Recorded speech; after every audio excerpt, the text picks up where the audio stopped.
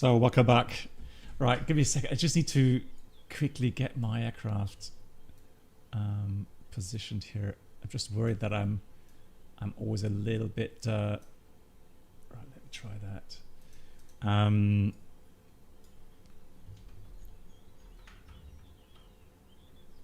Yeah, but that should be okay now.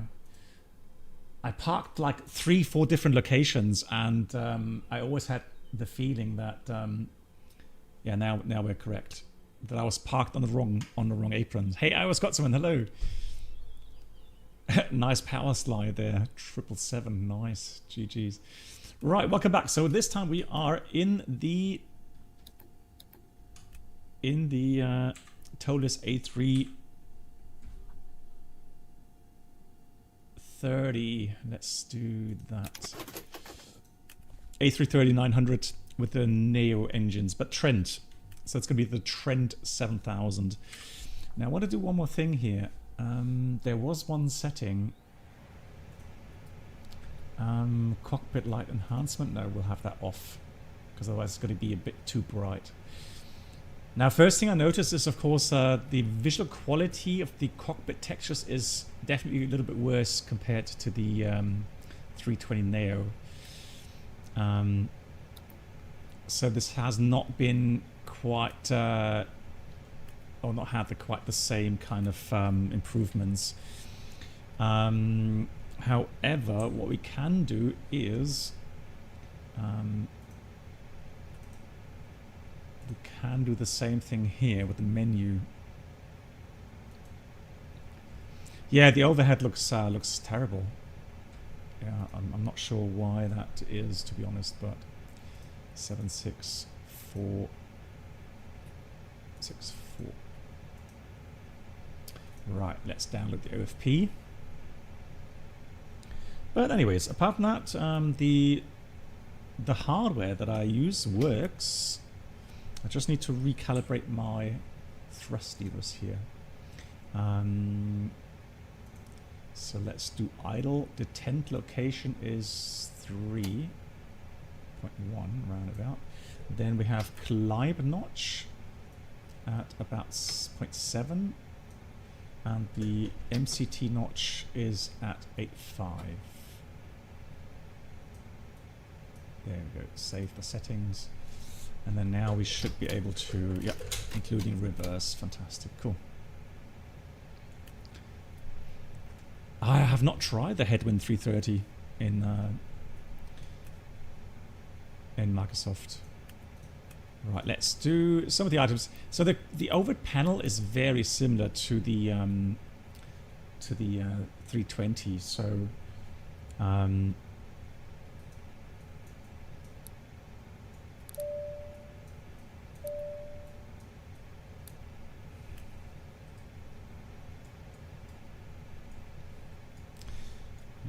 again, just so now the right mouse button click works.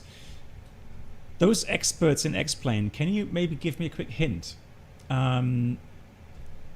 regarding the mouse view manipulation with the right mouse button? Where would I set that? Because the 320 was good. Because that's keyboard.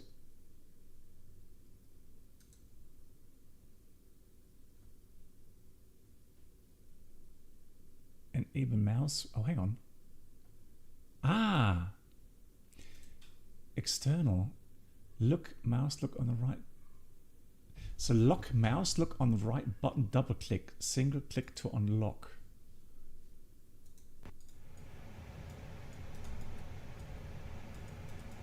No, it doesn't work. Ah, Toshon, no. Beautiful. I would love to fly to the Faroe Islands. I mean, you know, it's in the line on you know, with Madeira, but it can be a bit bumpy maybe, but otherwise I would fly there any day as a passenger. And if you're flying with what they call Faroe Line or something, then yeah, no problem whatsoever. They're pros there. with their SAS, also nice. Yeah, they're pros. They're used to that. Right, let's get the init request in. Let's get the show on the road here. And it's very similar, again, it's very similar to the 320.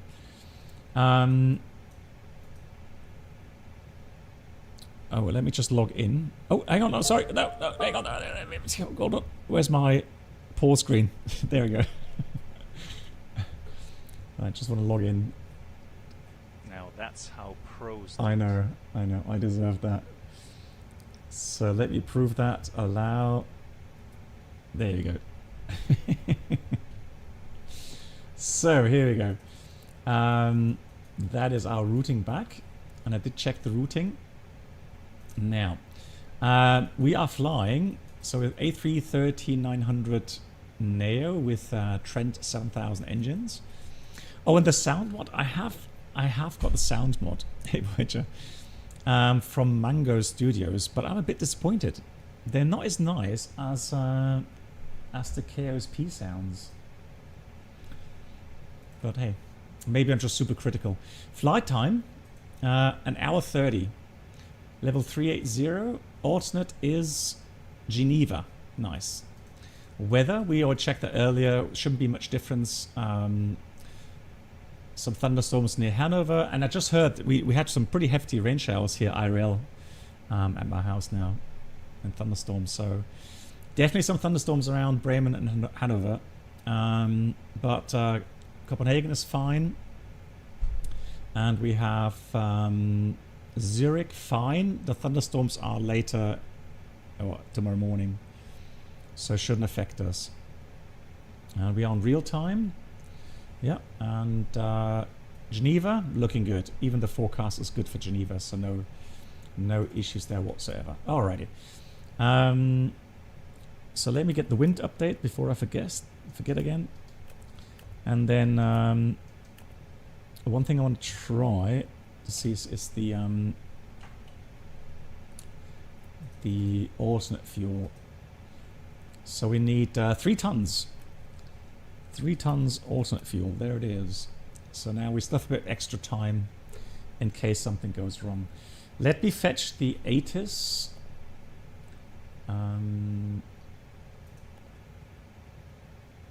Oh, that's nice. We can check that later, maybe. Flight ID on. Traffic on. We'll do that later once the TCAS is on. Yeah. Right, ATSU. AOC menu. Already have the flight inf. Oh, hang on. No, no. Now there must be a menu somewhere else regarding Hoppy code. Hey, give me a second. Give me a second for the Hoppy code. I need to enter that.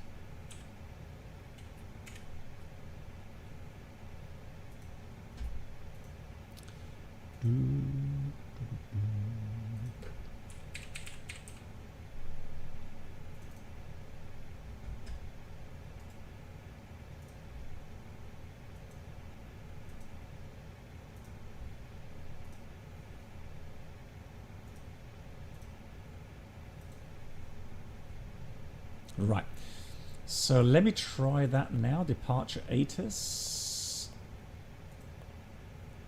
ATIS Copenhagen. There we go. Now print that.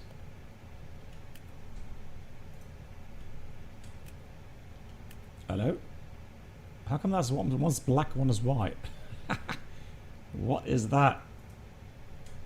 And where's my ATIS? Where's it gone? Oh, there. The co-pilot has it all. How can I put the ATIS on my side? Alright, we'll take it that way. So runway 4 right for departure. We'll do Copenhagen. Departure 4 right. And according to the flight plan... Oh, I've not downloaded it yet. Give me a second. SimBrief downloader. Come on. Download. There we go. Charts. shots. Now, here we go. Copenhagen back to Zurich. So we are going to fly. Here it says Nexon to Alpha. Let's do that. Let's select that. Insert. So then we have the flight planned route. Zucker.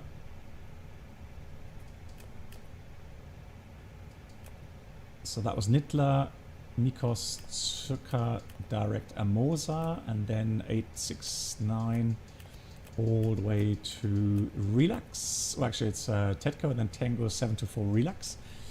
And Zurich was landing on 14, so we'll take the ILS 14. And we expect the Relax to Alpha. Via Amiki initially. There we go. So there we go. Yeah, that should work. We'll copy that straight away. Copy active. We'll do a quick return to Copenhagen if anything happens on takeoff. And we'll do the ILS 4 left again here. No star, no via. And wind data. Let's check the wind data quickly. Wind request, cruise wind, descent wind, all there. Fantastic. Now they're all set. Cool. And with A page, B page, flight plan. Then let me just show you guys the departure route. I'm going to fetch the clearance in a second. Delivery. DCL available. We'll check that in a minute. Jacob, hello. No, I've never had that IRL and the sim either. It's the opposite actually. So what can happen if you like do 99% time you do a flex MCT takeoff, also flex takeoff, and then then suddenly you have to do a toga power takeoff at some point. What happens very often, your muscle memory will put the thrust levers into the flex notch, and then you get the master caution with the message about the thrust rating, and then that's a reminder, of course, to go toga. That's what happens usually, but not the other way around. All right, so that was the Nexon to Alpha. Departure. So we are going to fly 4 right. Initial climb 70. That's set on the MCDU. Sorry, the FCU. And we have track at extended runway center line. Charlie Hotel 840 overfly. 843, 844, 845. Bista Nexon. All correctly programmed. And like we said, level 70. Excellent. Let me go and try to fetch my clearance.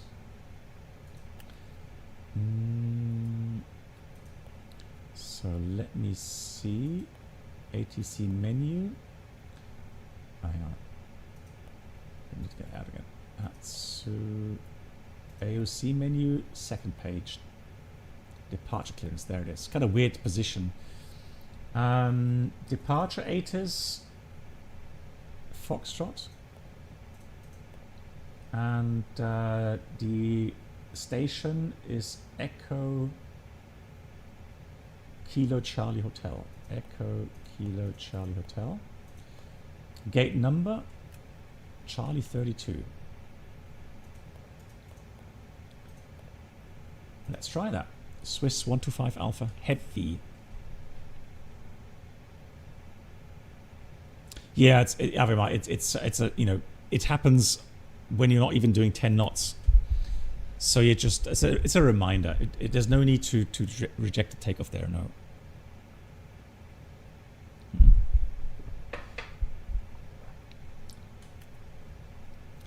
GPS primary.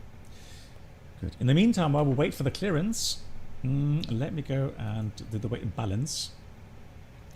So we're going to load the current values. Let me just make sure that we have 1486. Hang on, 170 is your fuel weight. Hang on. Sim brief. Load OFP. Okay. Uplink without set payload and fuel to sim brief. That was it. Yeah, but why is not setting that to sim brief values? That's weird.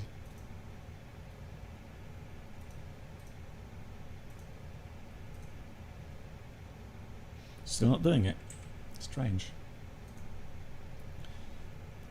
So let's do that.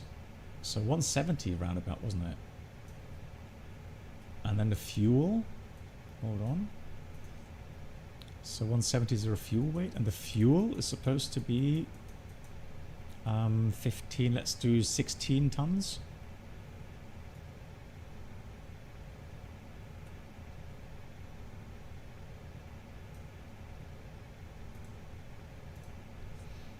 Alright, now we have applied a load. Let's check again.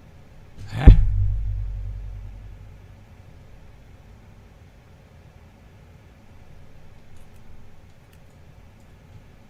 No, 59. It did load that. How strange. So let's try that again down here. Zero fuel. Yeah, 170. So here it's correct. It's just the EFB that's not correct. Now let me try that here as well with the passenger numbers.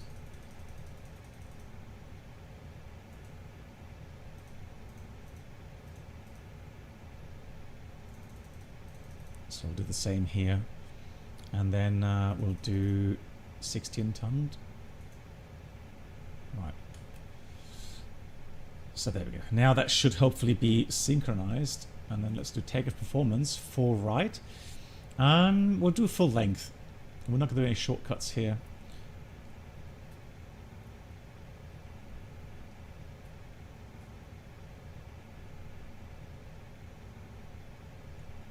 I don't have engines on, no.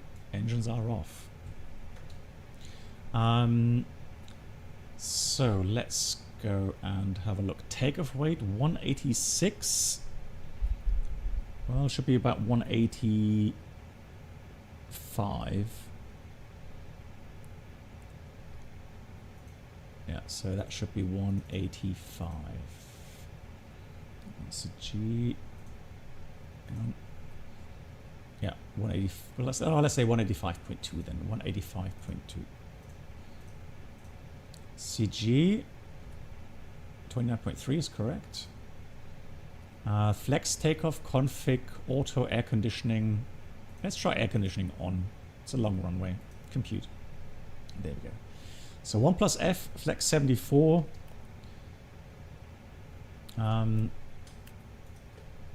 Let's do that.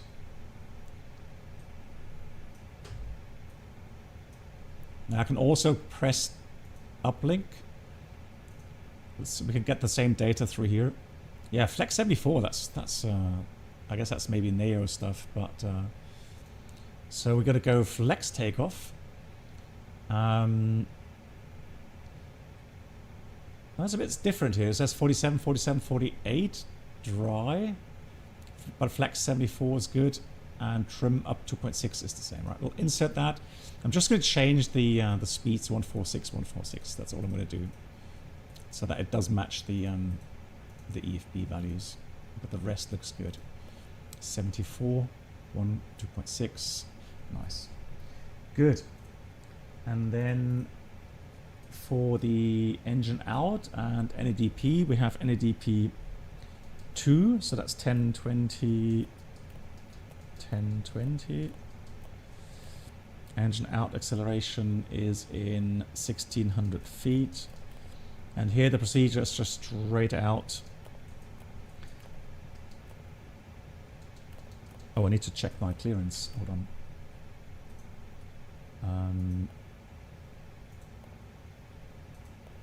Accept.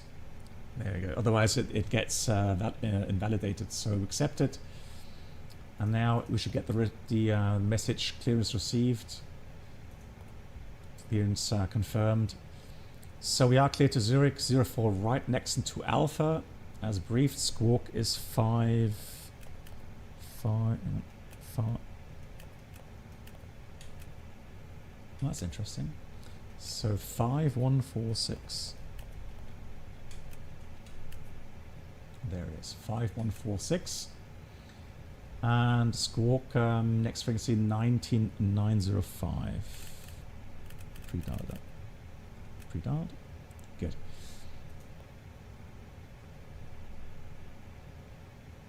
The TCAS panel, it's nice, but to be honest, I think it's not really needed.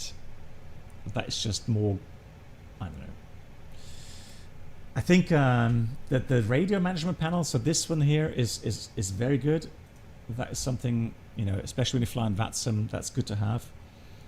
But the TCAS panel, I don't really see the need to get that. Right.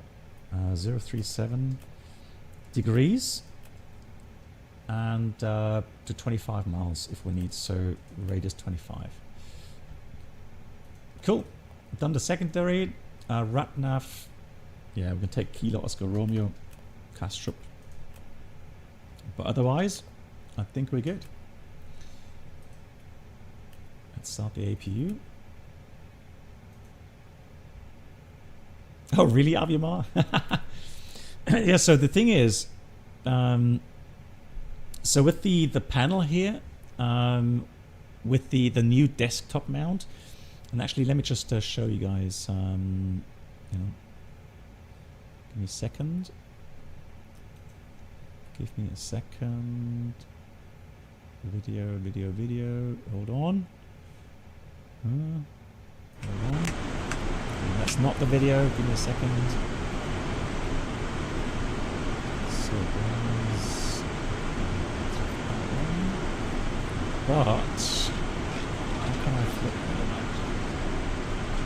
Oh, okay. Now, how do I change the orientation here? Transform, rotate. Can't. What the hell was that? There we go. Right. Let me do that again. Hang on. Monitor videos. There we go. So here you can see the panel in much more detail, right? So it's nice to have that all in one, you know, kind of level, and also it's very strong. So the whole clamp, where you can screw it to a desk or a mount like I have, it's very strong. It's very nice. Right, APU is available. APU bleed on. And we can disconnect the external power. Cool. All right. Now, we didn't get the received. Hope that's okay. Now, departure frequency is going to be 124980. I'm going to pre-dial that as a reminder here for the departure frequency. Right, that's accepted. Next frequency is pre-dialed.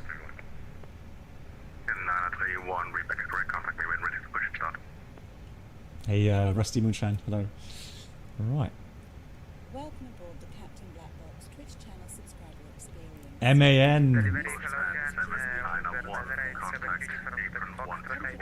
Hello to you. Immer noch im Urlaub? Thank you. Back from holidays. Thank you so much for what you are doing for this community, Captain Blackbox. Time to renew my promise. Stream and I subscribe BB711 beloved. MAN, as always, thank you so much. And MAN, I am planning to get back into shared cockpit. I know I've been promising it for some time, but I've already got a date set at the end of July with Fabian. I am planning to do a shared cockpit with Sven, so Captain A320, but that would be in German language. But maybe then MAN, we can do one, yeah, anytime from next week to end of the month, if you like, if you have time. Yeah, Fabian, me too. And I know there's another lovely gentleman that waits for a shared cockpit flight. I think it was Yuri.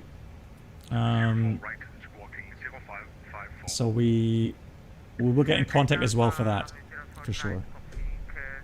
Nice. Flying Doctor, hello to you, greetings to you. Thanks so much. Flying Doctor, were we doing the shared flight off stream not too long ago? Is that you?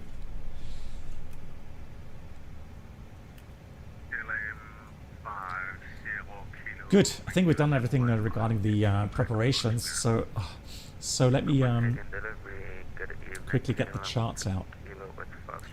Sid for Copenhagen.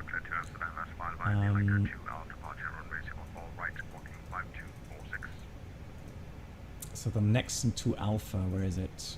Here it is. No, that's not it. No. Huh? Where's the 2 Alpha? Nexon. There it is. So we'll pin that. Then we want the taxi chart.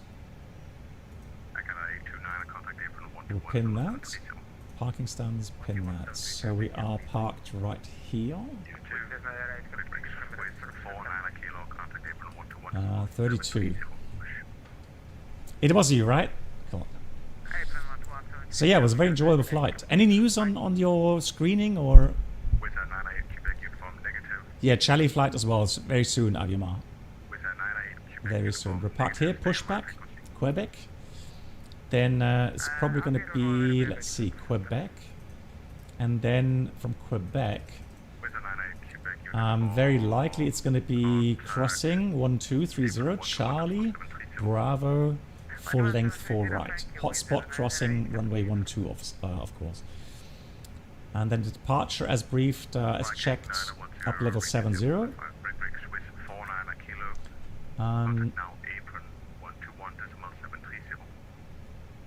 Yep.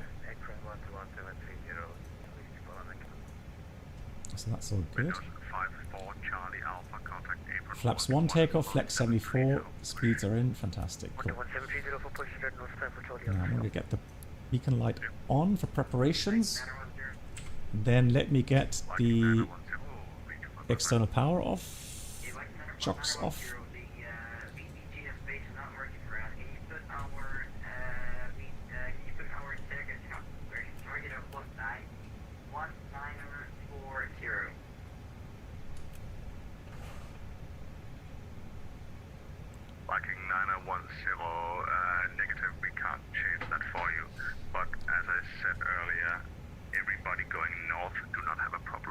Oh. The congestion in the southern airspace above Germany, that's a problem. Oh no. So you should have no trouble getting in the air. I smell delays. Oh no.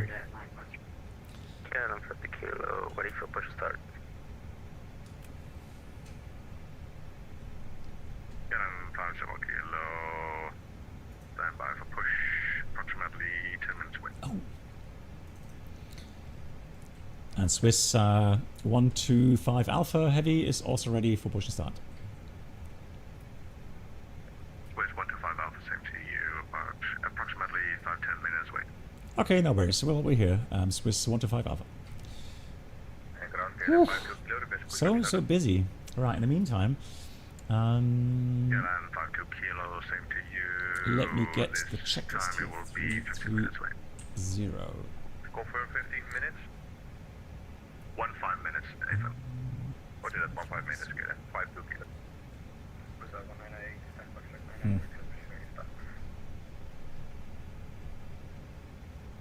Where did I have my checklist? With 198, 6 minutes wait. Stand by. And 48 and 58 Yankee, request push and start. Yeah, 58 Yankee. There we go. Found it. Stand by.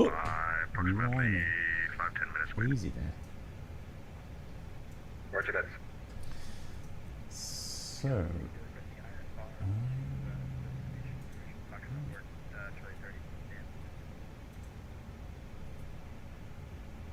Up 2 kilo, you cleared 2 Hamburg as filed by the Nexon 2 Alpha departure, runway 04, right to Copenhagen 0267.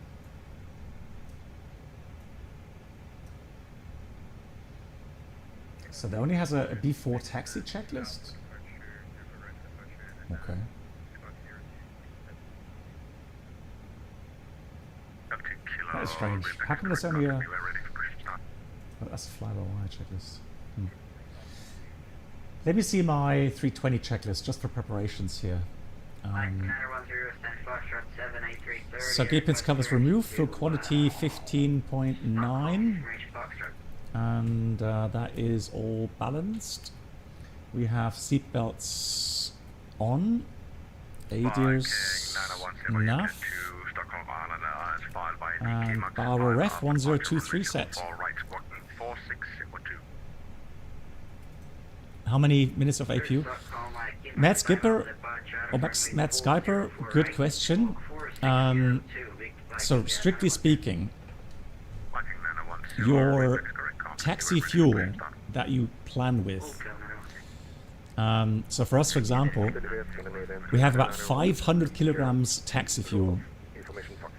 In that taxi fuel, you also have fuel for the APU burn. Now the APU on the 320 burns about 100 kilogram per hour. 130 kilogram per hour. I think that for the A330, it's going to be, let's say, 200 kilograms per hour. So we shouldn't really have an issue with that. Now, what you can do before takeoff, you are allowed to burn your contingency fuel. That's another 446 kilograms, strictly speaking. So you can burn the taxi and the contingency fuel. So we're good. We don't have to refuel until we get close to that.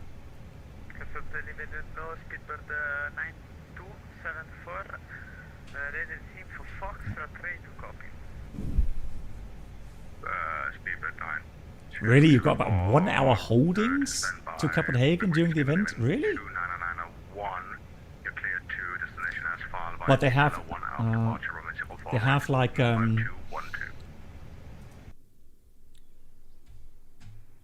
to destination 04 right, Sally 1 Alpha departure 5212.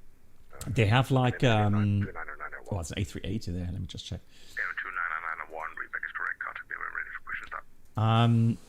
Delivery, hello, 951 with Foxtrot on board. But they have that on every Monday, so I'm surprised that it would be that bad with the holdings.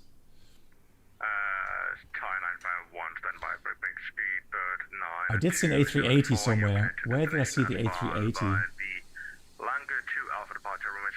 Wow, I was busy. Look at all the aircraft. Crazy. There it is. Hang on. There it is. Haha, found you. Even A380 in Copenhagen. Monday's the worst? Really?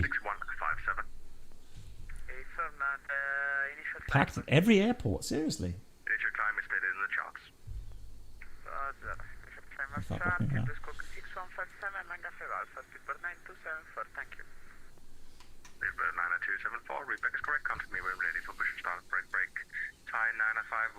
Nice 321 Neo from KLM. Wow. Look at all the traffic. Crazy. Flight 951 is cleared to Bangkok, Simate Alpha departure, squawk 5204. Wow. 9951, reback is correct, continue and ready for push and start. Düsseldorf as well with an event? Okay.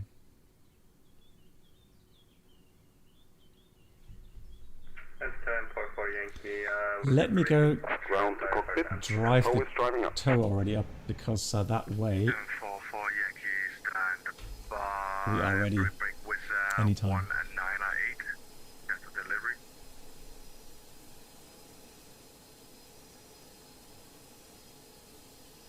It's beautiful, I agree. Okay, all doors and hatches are closed, ready to connect. Then connect, please. Oops, careful. There you go. Swiss 123, contact now apron 121 730. Contact 121.730. Swiss 123. All those similar call signs.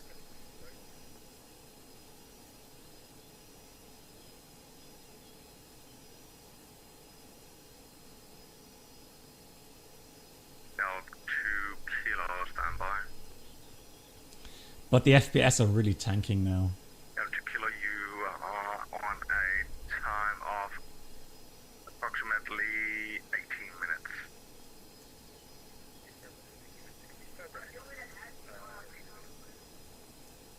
Delta Kilo, take it.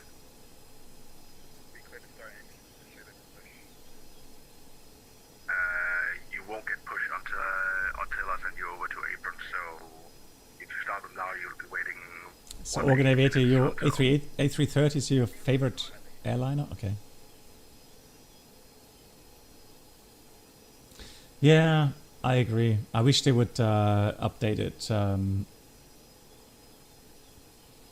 So, like I said, they did update something. 198. And let me just get the change log. A330 With 198, contact apron 121.730. 900 change log. Swiss 125 Alpha, contact apron 121.730 for push. 121.730, Dankeschön. Tschüss, die Swiss 125 Alpha. One, but it should be there. Alpha 50 is the stand. I want you to push all the way to the stand Alpha 50. It's basically opposite of your current taxiway. Okay, I understand that. Swiss 126. Cash up ground, good evening from Swiss 125 Alpha stand is Charlie 32 requesting push. 125 Alpha, cash to apron, good evening, stand by. Standing by, Swiss 125 Alpha. Oh, someone's pushing. Where is he pushing? Hang on. No. Okay, 132, the Blue Max is holding for you. Continue via Zulu. What is going on here? Look at the traffic. Crazy. That's crazy. So 198, push and start approved, facing west, Q8102. Good question, Ghost. I would imagine very similar. Very similar, because again, it has to do with all these Swiss 125 Alpha, push and start approved, facing south, Q811023. Start push approved, facing south, Connection 1023, Swiss 125 Alpha. Ground to cockpit, please show me where you want to go. 580, provide. Tower 118-580, Viking 1320. Apron KLM 5. So connected and bypass pin inserted. Release parking brake. Brakes released. Release point, Yankee 1, Q811023. Starting pushback, and you may start engine. Windows 54 Charlie Alpha, continue via Zulu and Delta. Alright, so before start, plug rate off, takeoff speeds thrust 146, 146, 148, flex 74. And Windows doors closed. Closed. And the beacon is on before start check is complete. Engine start. Let's start engine 1. Actually, there's no dual cooling here because it's a trend engine. So let's start engine 1. So now we have these boxed. So here's N2, but I'm pretty sure it'll do some sort of motoring as well. At least that's what I expect. So there's no fuel flow yet.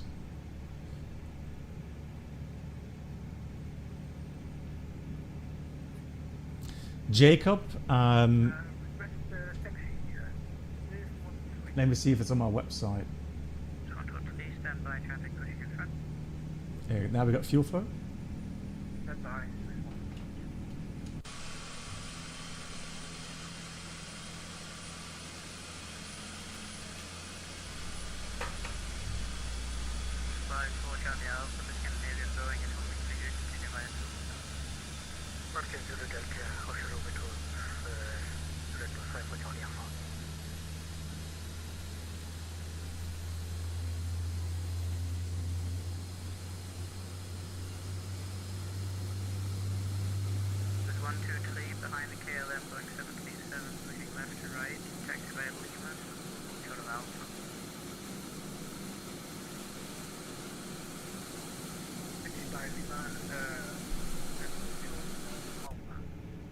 Yeah, I don't have that any published documents on that. Hey Bruno, back from work.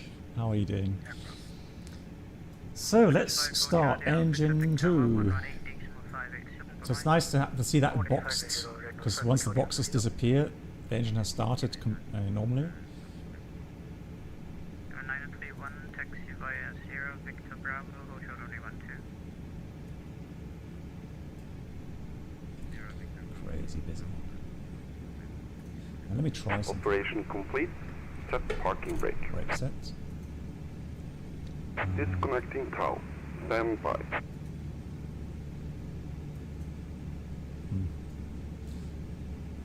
Is that better or not?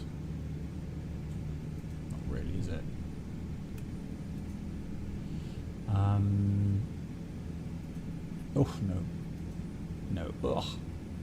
That's horrible. Cold winter? No. Corduroy.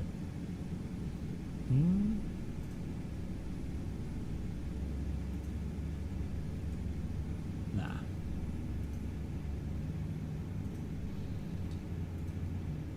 No. High dynamic range. Ah! That looks alright. 198, taxi by whiskey, hold short 0.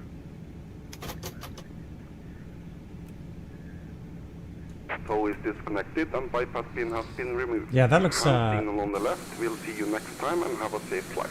I'm not sure. That looks okay, doesn't it? Nate, hello to you. It's called Blue FX. It should be a free add-on.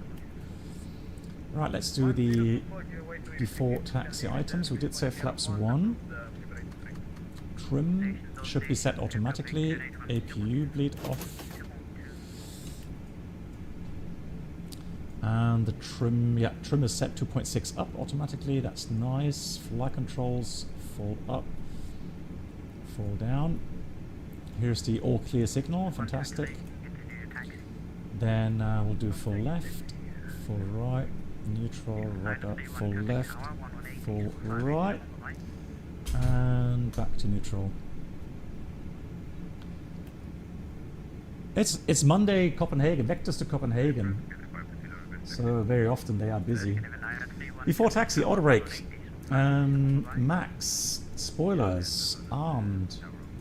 Ah, now it's done that again. I don't know how it does. Why it does that? Now I can't move the mouse view anymore. The mouse pointer. Flaps 1 plus F. Engine anti is not required. Flag controls checked. Pitch trim 2.6 upset. Rudder trim is neutral. And steering pin is removed. Wizz Air 198, continue air Whiskey Romeo Bravo, hold short on A12. Continue Whiskey Romeo Bravo, hold short on A12, Wizz Air 198. Kilo 50 kilo ready for taxi. Kilo 50 kilo taxi via Mike, Zulu and Delta, hold short on A12. Taxi via Mike, Zulu and Delta, hold short on A10, Kilo 50 kilo. Oh, yeah, you're right. Apron, hello, Thank you. 817, Charlie 27, ready for push. Yeah, it's smart button binding here, which is a bit annoying.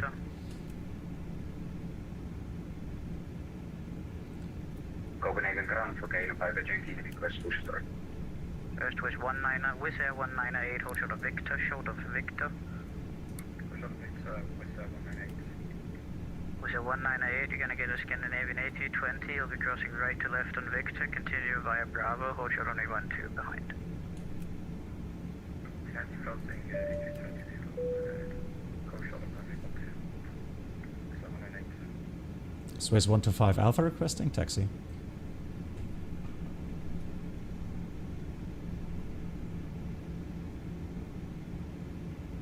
Station for taxi. Swiss 125 Alpha. Swiss 125 Alpha, taxi via Quebec, hold short of Yankee. Quebec, hold short Yankee, Swiss 125 Alpha. So it's just a small taxi until the Yankees. So left side clear, right side clear. Got a couple of stations for push and start first. Beep bird 817. Still brake check. Brakes are working. Start approved. Release So busy. point. Correction standby number 1. KLM 50 kilo, hold short of Alpha. Hold short of Alpha, 50 kilo. Switch 1 to 3. We already booked British flight. That's 58 Yankee, push start approved, release point Yankee 1, QNH 1. Thank you so much for reminding me, Rusty, because indeed we do have a HUD which I do want to use today. And we have our brightness setting here. Speedbird 823, taxi by Romeo, Hotel Whiskey.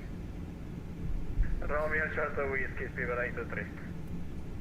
Lovely 787 ahead of With us. 1998, contact tower 118 decimal 587, decimal 587. So I'm going to go stop here. Leave some room. Brakes on.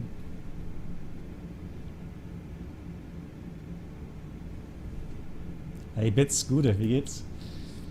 I'm going to put the radar on already while we're down here. And then takeoff config test. Taxi check is nose light taxi. Runway turn lights on. Strobes auto. Well, we leave that off for VATSIM. Parking brake is off. Takeoff config is checked. Next is going to be before takeoff checklist. Get a 5 kilo. 52 kilo, go ahead. Yes, confirm. Just so busy. One to a Delta, because everybody's staying over here. Yeah, that's correct, but we have an inbound aircraft. You'll continue shortly. You'll continue in the sequence. The KLM 57 kilo will lead your way. Roger that. And the queue on 4 right there. Look at the queue.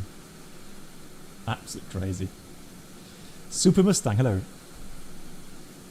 Yeah, the only thing really, like I said, the good thing is they still are updating things, which is great. Now they did some things in the EFB.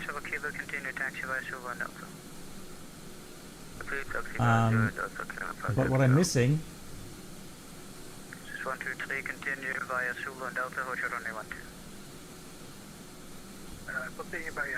is, you know, some texture improvements. Right, so some of the cockpit textures are really terrible. So I would really hope they would improve on that. Yeah, form an orderly line. Yeah, good luck with that. So we're now going to expect to go probably Quebec Delta holding short. That's what I expect. Which is just straight ahead.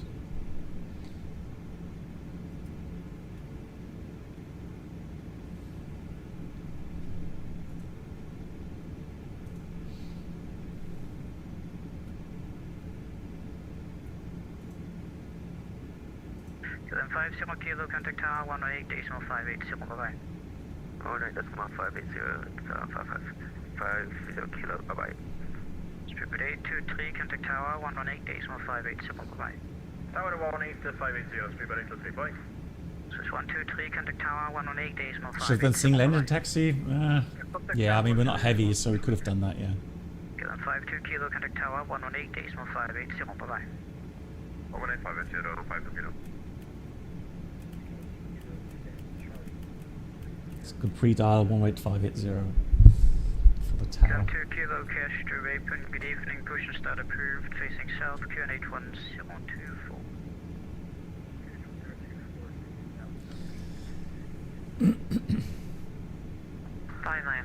So the update. Oh, it has D-rated climb. Hold on. Echo free. How do we set D-rated climb? Oh, there we got D-rate climb. Bruno.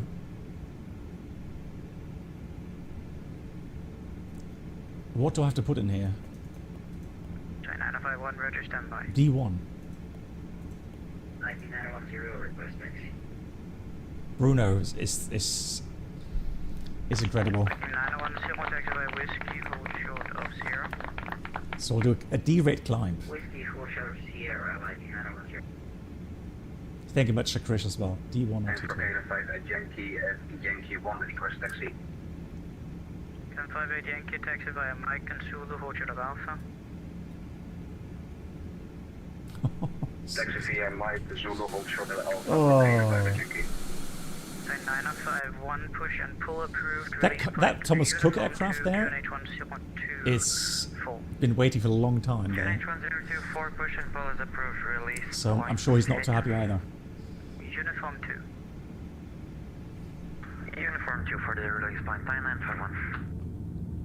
Swiss 125 Alpha, continue by Quebec and Delta, hold short runway 12. Quebec Delta, hold short runway 12, Swiss 125 Alpha. So as expected, Quebec Delta, and we'll hold short. Full 4 Yankee, catch the waypoint, good evening, pusher start approved facing east, QNH 1024. Pusher start approved facing east, KLM 4 Yankee. 125 Alpha, contact tower. Fed, thanks so much. Captain Black Box infotainment experience. New subscribers should now pick up their 125 Alpha, first contact class. tower, 118 decimal 580, bye-bye. 118580, bye-bye, Swiss 125 Alpha. So Fed, thank you so much for the Twitch Prime. Much appreciated. Give you a round of applause for that. Thank you so much for that. So over to tower we go. 11858. So that shows deceleration force.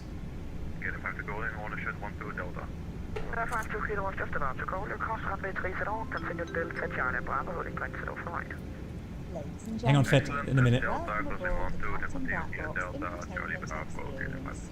New subscribers should now pick up their first class. And Flying Butt, also a new member. What's going on today? Flying Butt, thanks so much for Twitch Prime. Welcome. For you as well. Tower, good evening. Swiss 125 Alpha, Delta holding short 12.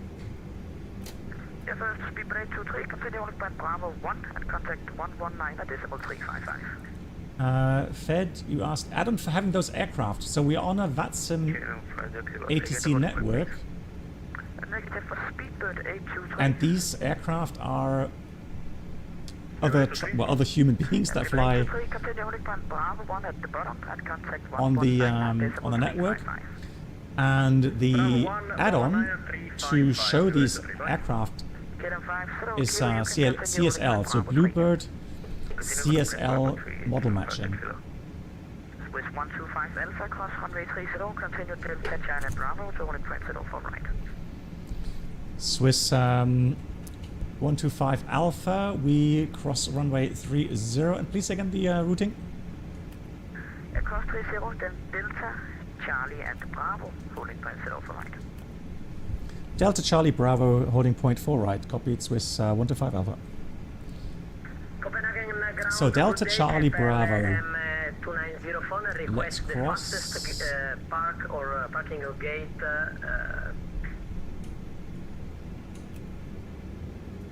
Last station, 7 seconds.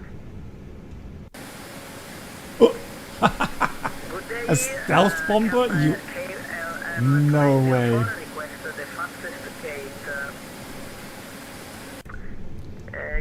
That's the first time I've ever seen a stealth bomber on VATSIM. Seriously. Like, what on earth?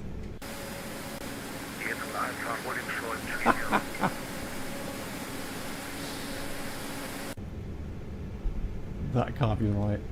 Oh my god. When you think you've seen everything. When you think you've seen everything. Right. Swiss 123, continue on point Bravo 3. Potato Bravo 3, Swiss 123. Kilo 50 kilo, contact 119. So then we go Delta Bravo, Charlie Bravo.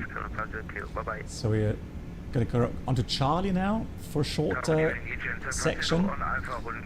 So Charlie until we hit the Bravo. KLM 2904, there you are. Left turn on runway 30, exit Kilo 3, hold short Zulu. It did log on as a B2, you're joking.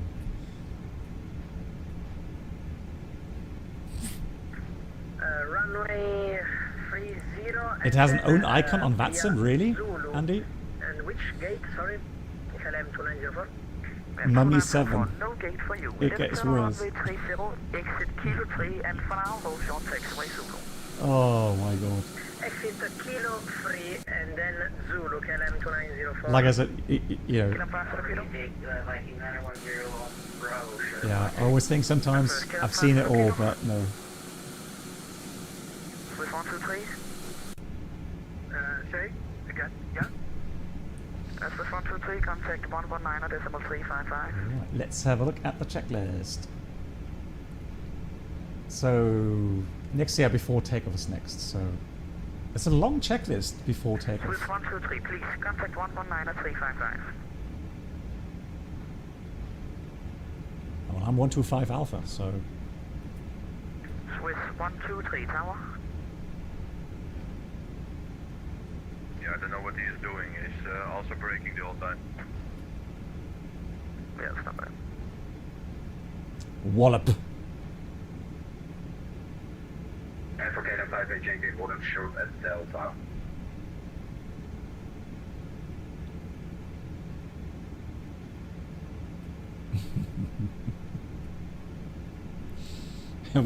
Exactly, Avenger. Oh, that queue, crazy. Bravo, 1.04 right, 1910. Egan 75, sit on left, turn runway 30, exit kilo 3, hold short Zulu. Left, runway 30, kilo 3, hold short Zulu, Egan 10%.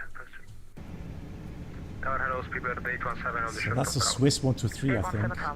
Kilometer 29 to the phone, contact Apron 121.630.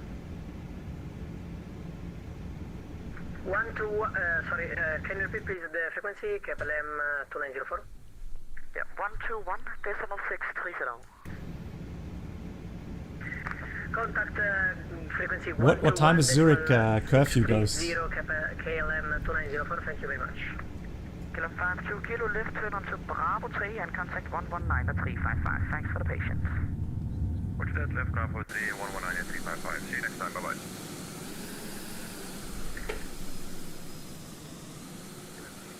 Well, that Swiss got a quick lineup. He's departing. KLM 2 kilo forward. Liberty 17 cross runway 30 via Bravo, only point 0 for right. Could be close one. Runway 30, then we Bravo, holding point 0 right. Liberty 27. Egan 750, contact Apron 121.630. Yeah, yeah, I agree. Switch 125 Alpha, continue with point Bravo 1. Continue Bravo 1, 125 Alpha. So, yeah, I agree. Like I said, they do need to improve on the textures. I agree. Cross runway 30, taxiway Delta Charlie Volt short at Bravo, Brocade and Private Yankee. Tell your IRL curfew story. Well, that was more like departure curfew.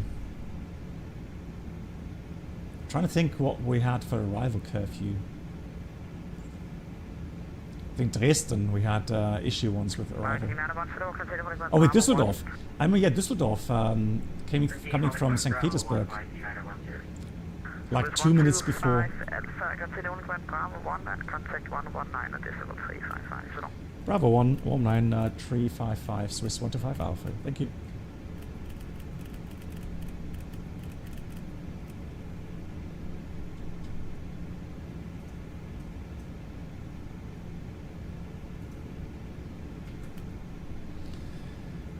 And someone's landing.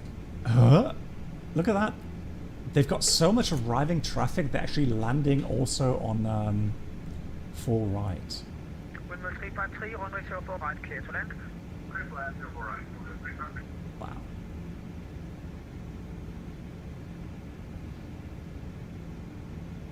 Nice. With that windmill. Nice. Lufthansa 103 via Bravo 1, line runway 04 right.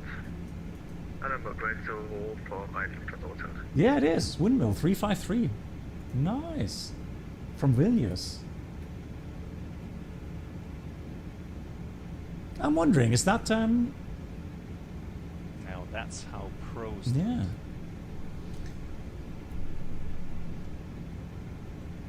Windmill 353, next convenient to the right, please. You may also use runway 12 if you like.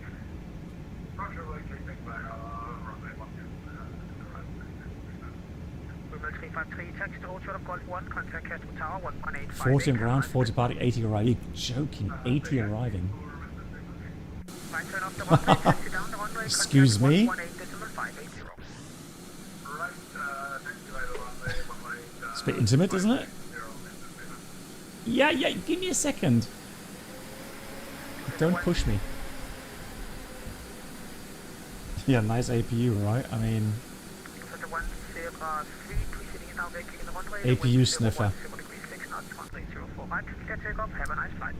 Oh, nice. A350. Can you please confirm 124.980 when airborne? That is correct. I'm going to pre-dial that as well. KLM 52 kilo departure 124.98. Have a nice flight. What is that? 124.98 KLM 5 kilo advice. Canada 829 behind the departing Lufthansa line up. Wait on ratio. Right behind.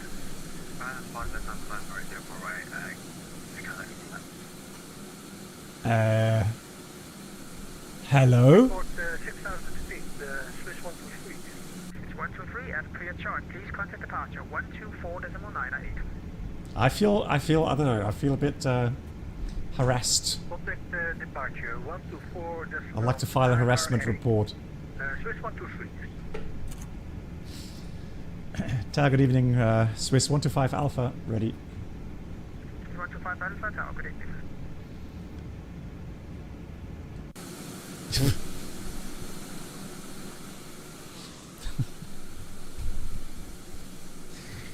Like, does he have wrong model matching or something? Canada 829, Like, seriously? You've got to be kidding me.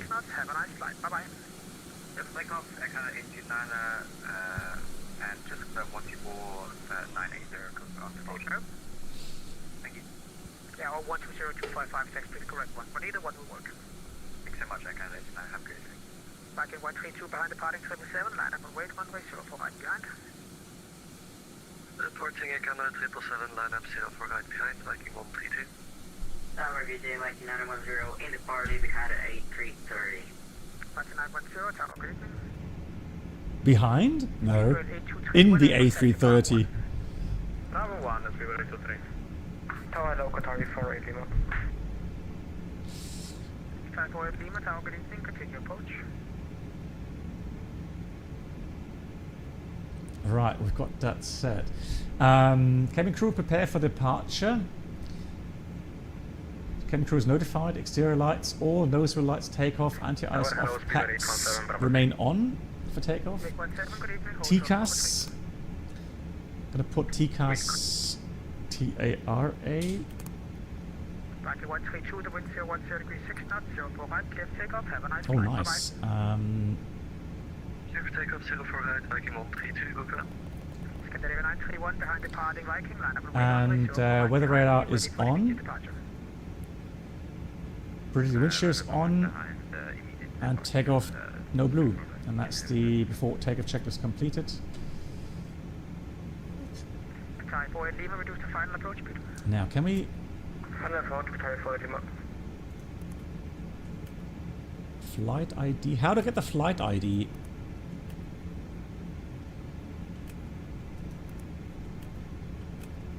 Hang on.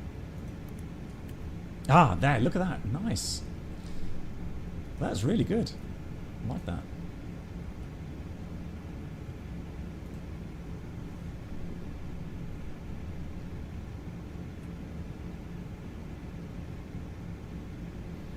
VATSIM is an A330, so it's that close. That's weird. What's the point? Like, seriously, what's the point of taxiing so close to the other aircraft? You're not going to get airborne any quicker. Trust me.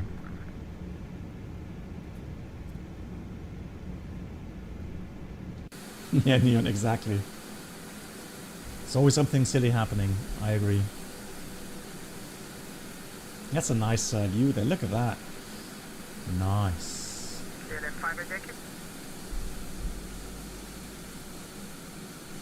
Beautiful.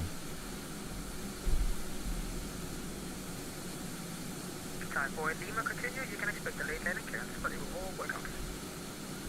I expect that time for Lima.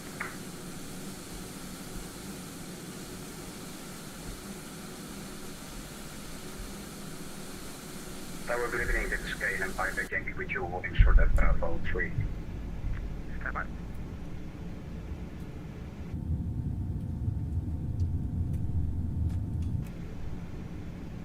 Thai 5248 Lima, runway 04 right, clear to land, winds 010 degrees 6 knots.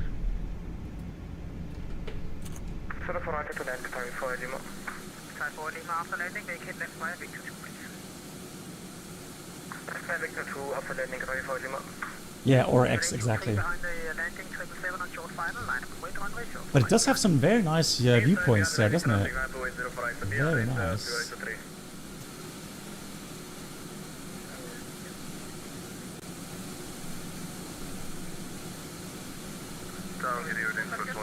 Holding point Bravo 204. I believe the strobe lights on One for at a me. time. I think so. I think Aura X in principle, no, let's say that again, is better, yes. Okay, KLM 2 kilo, good evening. So he's lining up. Let's concentrate now. Stare our cockpit. And who was the other one? This was 101. This 101, good evening, continue Bravo 1. I was instructed Bravo 2 to Bravo 1. Whatever you like. Yeah, whatever you like. I don't care. Thai 48 Lima, left turn on Victor 2 and hold short of Victor. Left turn Victor 2, hold short of Victor, Thai 48 Lima.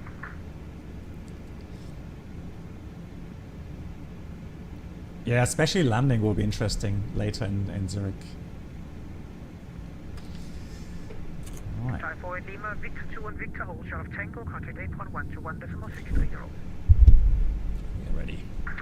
Victor, hold short of Tango, Thai 48 Lima. 70. So no changes. Fuel 15.2. So pretty much exactly what we calculated with the takeoff weight. Takeoff fuel. 6 knots, runway 04 right, clear takeoff, have a nice flight, bye-bye. 04 right, clear for takeoff, 3, thanks, bye.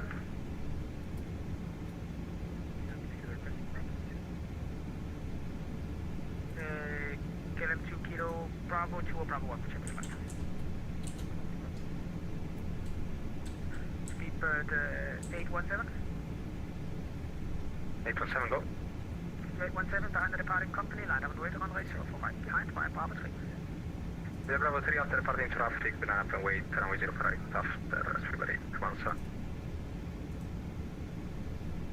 Just need to get a new checklist. The one I have is absolutely silly. It's more like a KLM 44 Yankee Tower, good evening.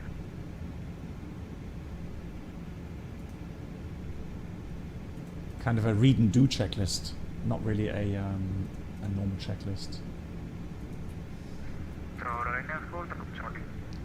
So there we go. Taxi checklist completed. Lineup checklist next.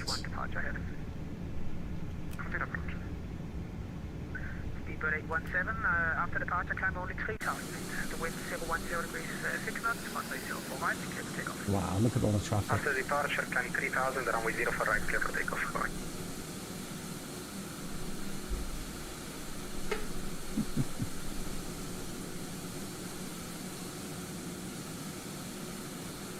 He's definitely harassing me there.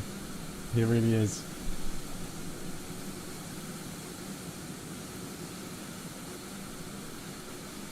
I don't feel comfortable with that. Just too close for comfort.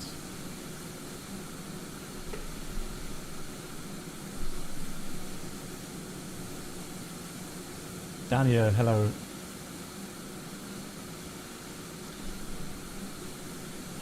Just stay there. You don't have to move every like 3 inches. It's like stream sniping or something.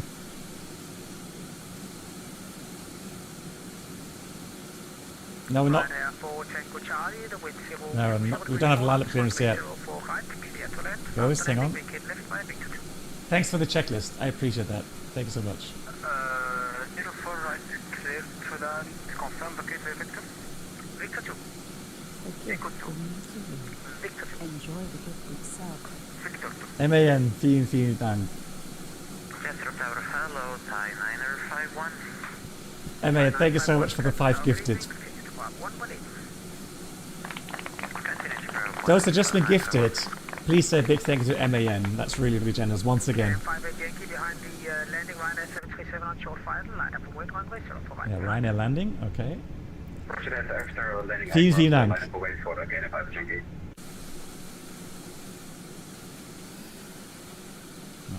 Portman Airline Whiskey Tower bediening. We're 7 miles. Right, there's a Ryanair coming in. Portman Airline Whiskey Tower, good evening. Continue approach, reduce to minimum approach speed. Reduce to minimum approach. Yes, the minor, hopefully. But then finally we're going to get... Oh, we can talk about the Ryanair incident in the flight. Now that I see the Ryanair Sentry 7. The one with the uncontained engine failure. That's the second time within like 3 or 4 years that it has happened, which is... KLM 588, can be ready for the immediate departure. Yeah. Hurry up. Come on. Move. Yep. Hurry up. Ryanair 4 Tango Charlie without delay, vacate next to There's this one there. That's the Sentry 7 lining up. Next to the left, Ryanair 4 Tango Charlie. The Q, crazy. Postman 99 Whiskey, expect late landing clearance. Postman 99 Whiskey, expect late landing clearance. KLM 588 without delay, 010 degrees. So yeah, look at that. Here's next traffic coming. Without delay, clear for takeoff on way 04. Right, KLM 588. Ryanair 4 Tango Charlie, hold short of taxiway Bravo. He's gone. Karma. Yeah, insta karma. I have no idea what happened.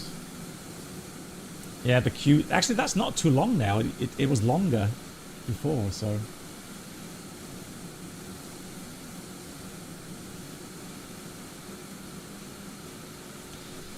Star Miner? I mean, if there was enough space to the landing traffic, then yeah, they could do that, yeah.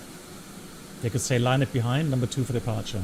Postman 999 Whiskey, the wind 020 degrees with 4 knots, 04 right, clear for land. Oh, he's back. He's back, guys. KLM 2 Kilo behind the landing, Airbus A330 on short final. Okay, so he's gonna get line up, and then it should be our turn. Postman, DHL, nice. That's a 330, isn't it? Yeah.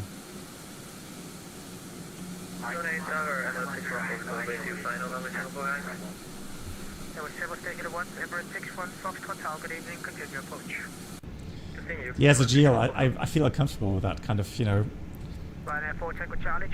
not respecting my intimate zone.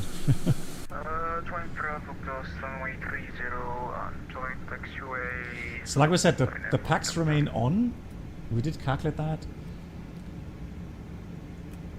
So we have take a runway 4 right confirmed, full length. Cabin crew advised, TCAS is TA RA, engine start selector is normal, and packs are on. 15.1. Jacob, yeah, good point, Jacob, but that's 15.1, so we are using a little bit of our contingency fuel at the moment.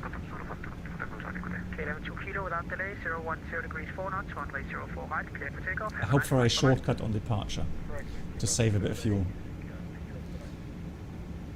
Guys, don't pressure me, guys. 101. Are you ready for immediate departure? What? Fully ready, 101.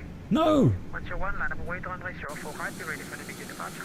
Oh no. Will be ready, lining up 101. Yeah, that's the problem. M61 Foxtrot, reduce to final approach speed. So we are all heavies, so now they're kind of, because they don't want to have the longer separation, medium behind heavy, so they're prioritizing the mediums now. Ah.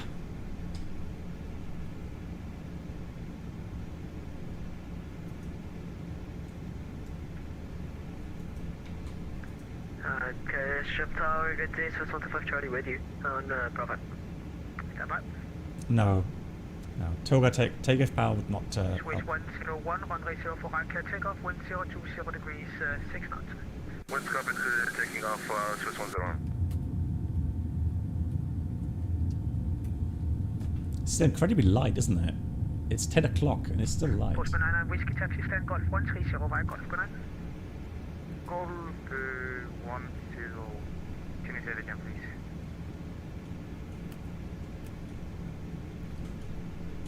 And we're okay by the Yankee and flight for 50. But we are in real time. Departure 12498, please, it's in your charts, it's in the 8 cities everywhere. Roger that, thank you. Emirates 61 Foxtrot, runway 04 right, clear to land, the wind 020 degrees. So we're going to contact departure 04 right, clear to land. until 1,000 feet, and then we contact them automatically. Swiss 125 Alpha, thank you for your patience. Behind the next landing, 777 on short final, line up and wait, runway 04 right behind. No worries, behind the next landing, 777, runway 4 right, line up and wait behind Swiss 125 Alpha.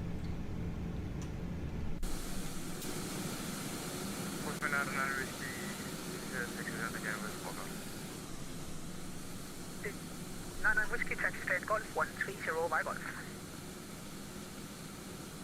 Fire Golf and taxi stand 130, good night. Hey Morphus, yeah, I mean if I look outside, it still is a bit light here as well, yeah. Toliss 10-1, for sure Alpha 3.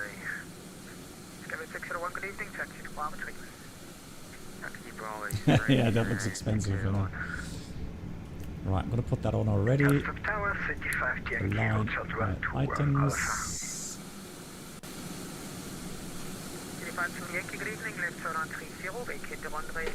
Line up behind. Get ready.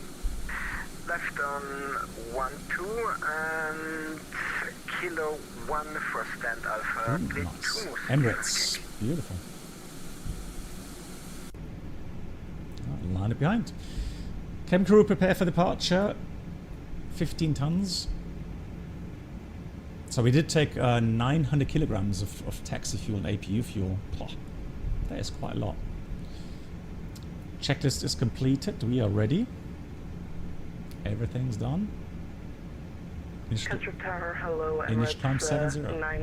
Hey Fishkop, Wie geht's dir? So Fishkop, you had thunderstorms as well today, right, in Hamburg? Miles out, runway 04 right. 9642, right to continue approach. I will get you shortly. There's just one departure ahead. Roger, 9642. Emirates 61 Foxtrot, are you cargo or passenger? Cargo, so I will vacate right onto runway 30, Emirates 61 Foxtrot. So Foxtrot, yes, thank you very much. And taxi via Golf and Golf 1 to stand Golf 136. Ready. Yeah, Golf 1 to stand Golf 1 at 36, Emirates 61 Foxtrot. I wouldn't say it's Swiss 125 Alpha, when airborne contact departure, the winds 2020 degrees 4 knots, runway 04 right, cleared for takeoff. We'll contact departure after takeoff and 104 right, clear takeoff. Thank you, Swiss 125 Alpha. Takeoff.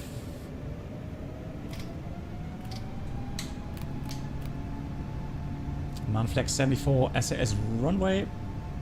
All thrust blue. So this is a sound mod, guys. So unfortunately it's not KOSP. 100 knots checked.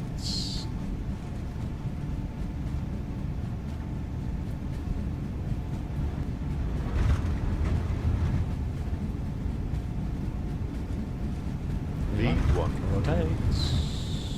Ooh, heavy, nice rotation. Here's the lift off. Continue rotating. Pause array. Gear up. That was a bit slow rotation there, I have to admit. Should have rotated a bit faster there. Look at that. Oh. Clear land, therefore right, after landing, vacate right. So we have NAV, SRS. Change frequency. Copenhagen departure. Good evening, Swiss 125 Alpha, passing 1000, climbing 70.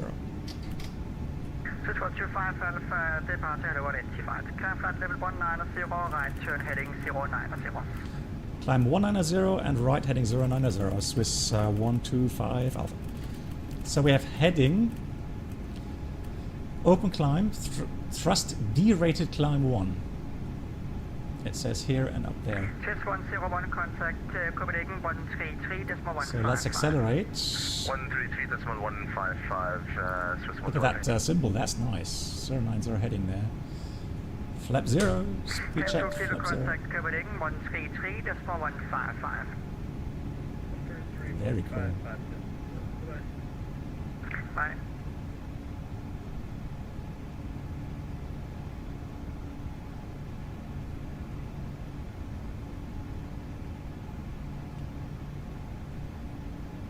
What? No thunderstorms, Fishka? Swiss 125 Alpha, all navigation directing Vicos. On navigation, direct to Mykonos, Swiss 125 Alpha. Mykonos, insert. Nav.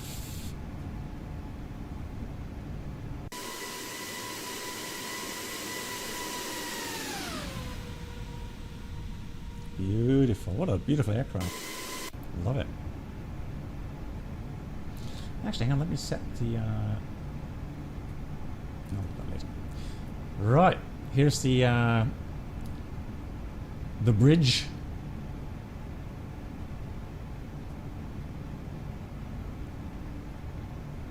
Right, I'm exhausted. Autopilot 1, let's concentrate on the visuals here.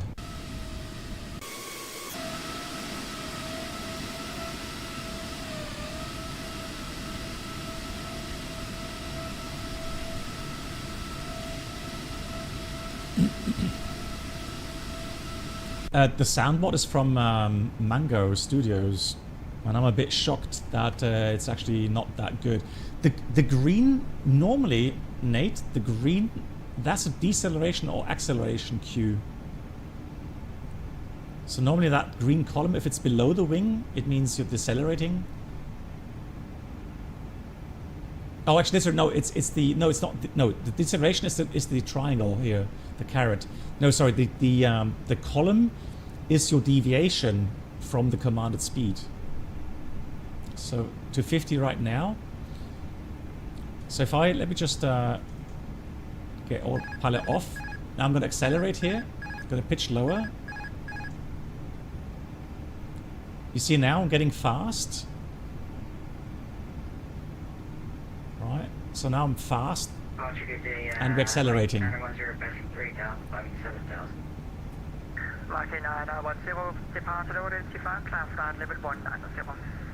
Yep, standard is set. Let's get the part one again. Thank you. Standard is set. After takeoff checklist, landing gear is up, flaps are retracted, packs are on, and bar ref standard set. Try the F mod from Soundbox. Okay, I saw that today, but I already had bought the Mango Studios. But yeah, I could try the other one as well. It's not that expensive, is it? It's about $10 or something. Flyby option.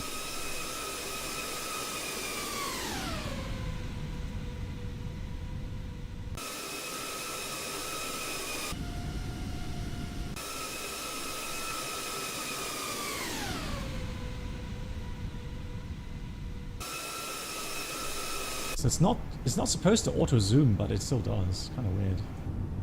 Oh yeah, look at that. Beautiful. Lovely. Lovely sunset there.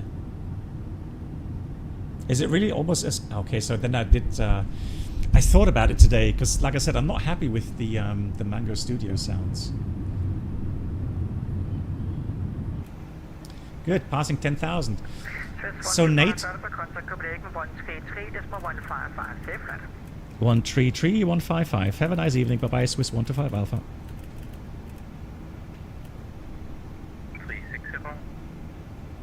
360. So again, Nate, you can see how we are accelerating, but we are below commanded speed still.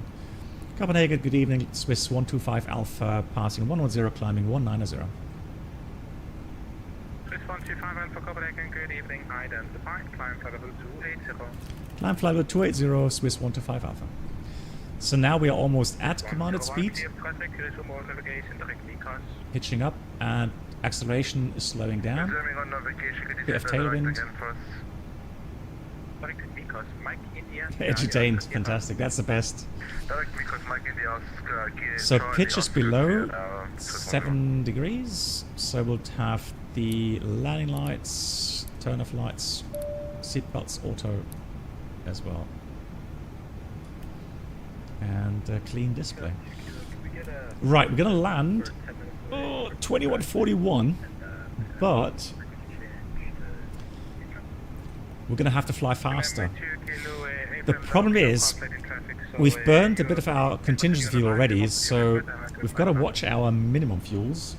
Right, thank you.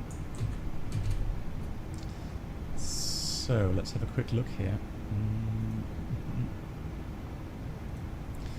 So min diversion fuel for Geneva is 5.2. Interesting, because currently it's estimated to get that 7.4. So, oh, we did get a bit of extra fuel as well, guys. I forgot about that. Yeah. We have a bit of extra fuel. You see, 1.6 tons. Why? Because I'm an experienced pilot, and you know, these events, I know exactly that it takes. So we have the extra fuel to fly faster.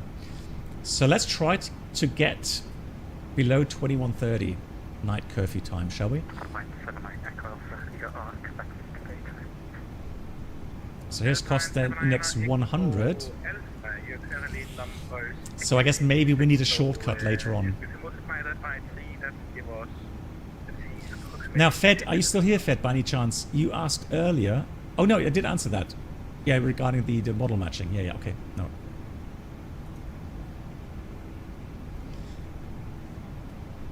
Alright, so we'll have the head-up display stowed for the cruise. Mind your head. And enjoy the beautiful sunset. Gorgeous. Nice. Ciciano, you need to reset the from 2 to... Oh, really? You had to pull some CBs to get it to work?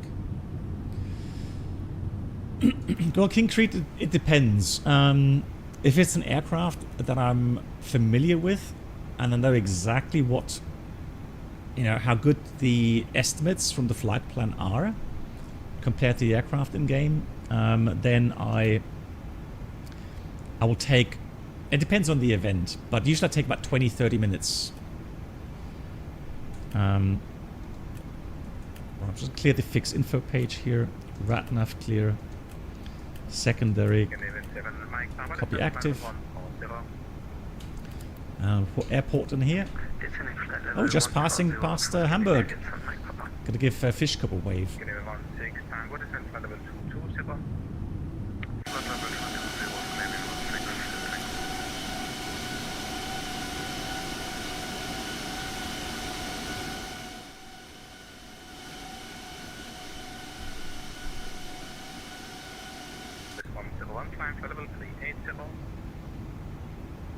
Yeah, Vimar. I mean, I've not...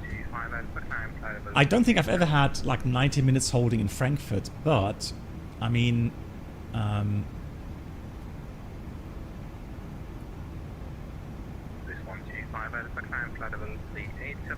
Climb attain level 380, Swiss 125 Alpha. Right, let's go back to managed climb, alt cruise 380. I'm just trying to remember the longest holding we've had. I think that was an event with Fly to Santa or something, and then we had to divert because we didn't have enough fuel. Like, it was like we already had holding en route for like 30-40 minutes. And then they were telling us further down the line, we're going to have to do more holding. And I said, well, forget about it.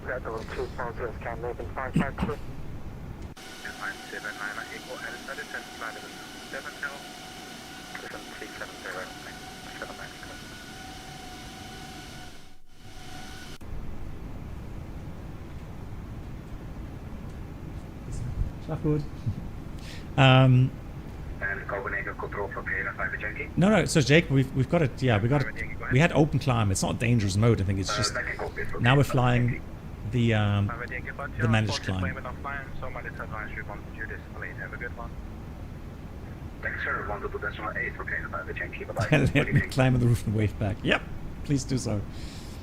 It's weird because we had a thunderstorm about an hour ago, Fish Cup. So it was actually quite wild.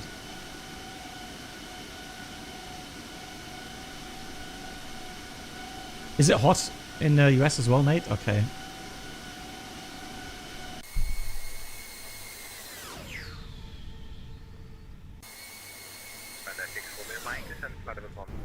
I was so sure I can change the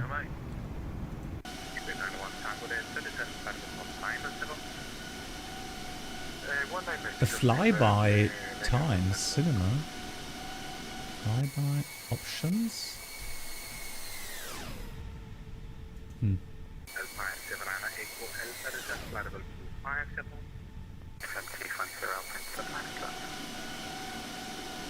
Ah, that I can change.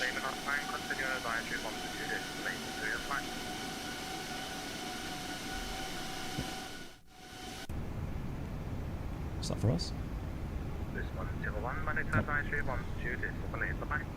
Over to Plaza 122, that's good evening, thank you for ATC. London Control, Kevin Port for Yankee, we keep level 18, correction 190. And then Paul for Yankee Copenhagen, good evening to you, identify, try and flight level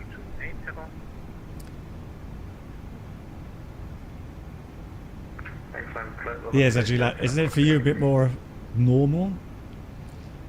35 or 30 degrees?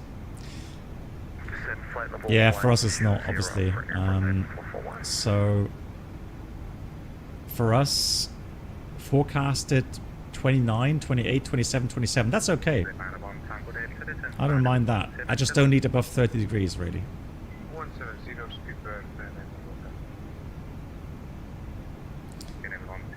Above 30, it is a bit too much in my eyes.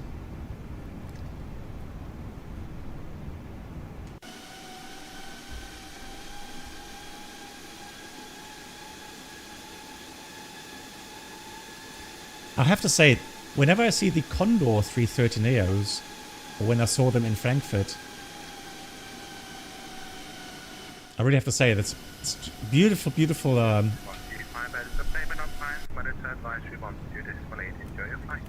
1 to 2.8. Have a great evening. Bye bye. Swiss 125 Alpha. Good. So the Ryanair 737.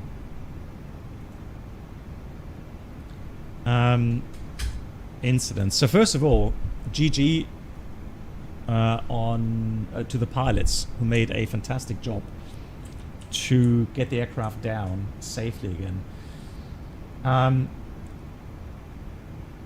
The thing is that the combination of having an engine failure combined with a cabin pressure abnormal is extremely rare. That is just, you know, you don't really practice that in a simulator. Starminer asks if a young first officer gets his or her very first job at Aerosucre and flies there for a couple of years, does the background airline matter if he or she applies later to like an airline, Lufthansa, Emirates? I would love to say no, but it depends on the airline.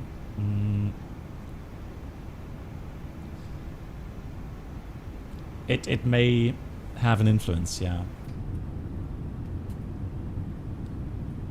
So I can't really say, you know, this airline would be best, or, you know, you guarantee to get a job there.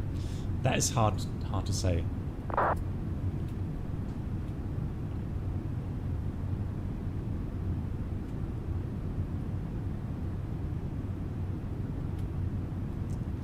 The A330 Neo, I like it. It's very beautiful.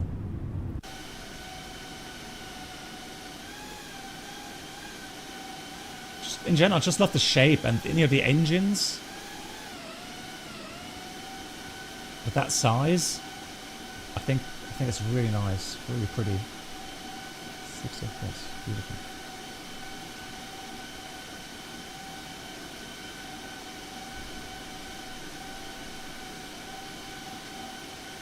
Ah,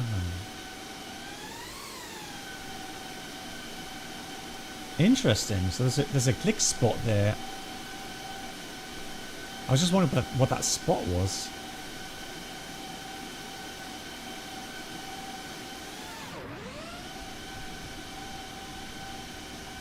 That's a nice feature as well. And SBB, hello. Yeah, exactly, Ulas. I had exactly the same thought. I was like, didn't we have that before? Like, exactly, light bug or something.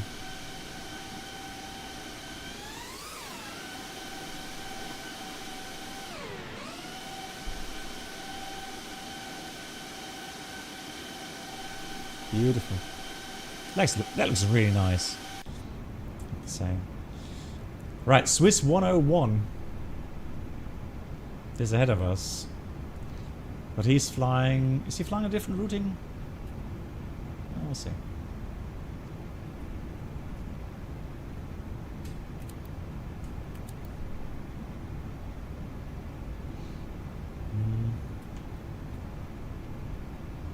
Yeah, Ryanair incident. Yeah. So, now you pretty much, I guess you all saw the pictures on the news and Instagram and so on. So, initially, the weird thing was when I saw the picture, I was like, "Huh?" Because the first things I read was decompression. I didn't read about engine failure, and then I saw a picture about the engine. I was like, "Hang on, did the window blow out and get sucked into the engine?" But then, of course, people no, it was the other way around. Uncontained engine failure, shattering a window. The thing is, the reason why I didn't connect that is because it's such a remote case. Because literally, if an engine fan blade not being contained is one thing. I'm not there yet. Hang on, Fishcop. I'm not there yet. I have another 40 miles to go.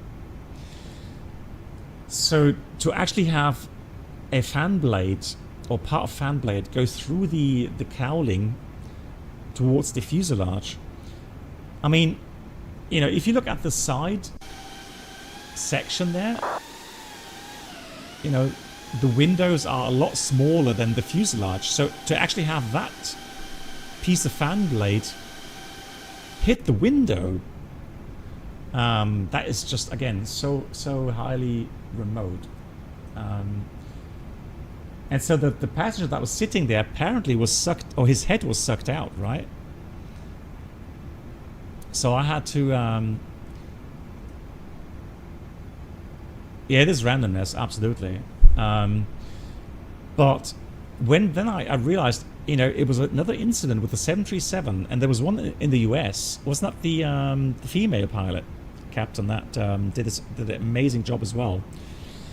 The thing is that the aircraft was at about 16,000 feet, but still they were above 13,000 feet, right? So they definitely had to get the aircraft quickly lowered as well. I think it was Southwest, yeah, Jacob, yeah. So, but what I want to talk about is, let's say we are at level 380 and we have an uncontained engine failure, and then a windshield or window shatter with a decompression.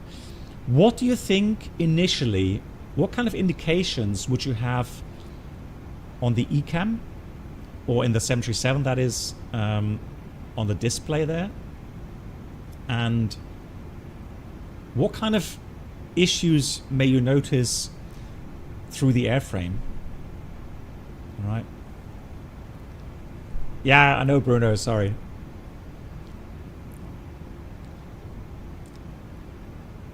Beep, beep, beep. I don't know.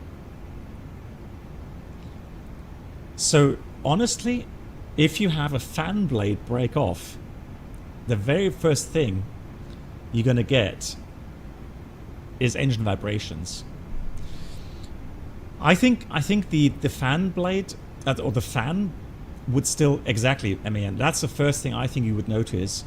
You would hear a bang and airframe vibrations. The whole thing would shake like crazy. Why? Because the fan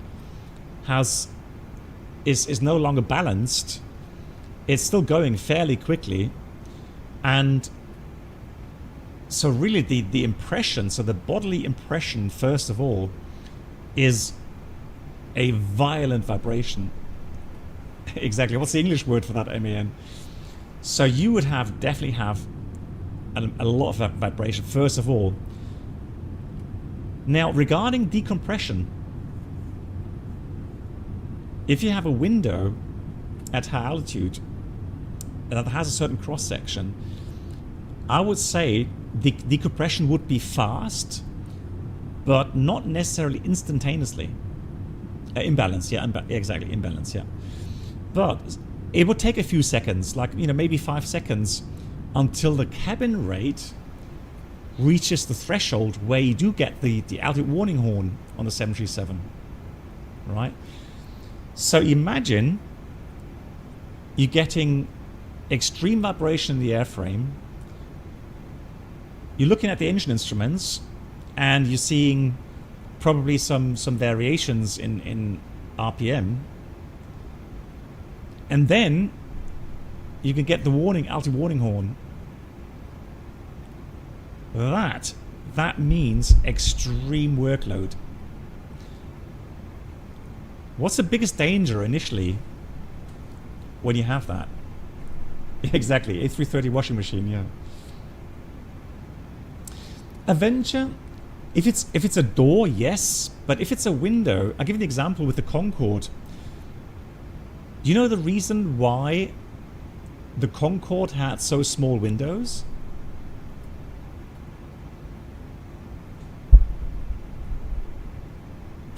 Alt cruise.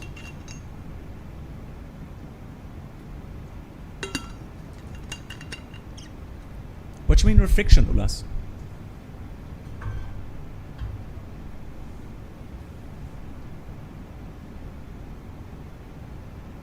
Yeah, Jacob, like Bruno says, that was an NG.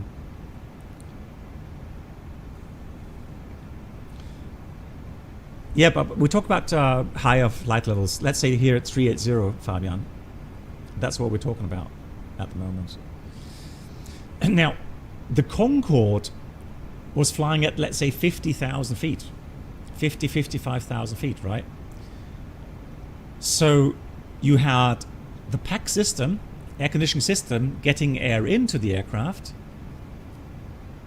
Exactly. So the reason why the Concorde had such small windows was to slow down the airflow out of the cabin in case of decompression. Because imagine if you had a complete decompression within like 1 second at 50,000 feet, your time of useful consciousness is 1 or 2 seconds.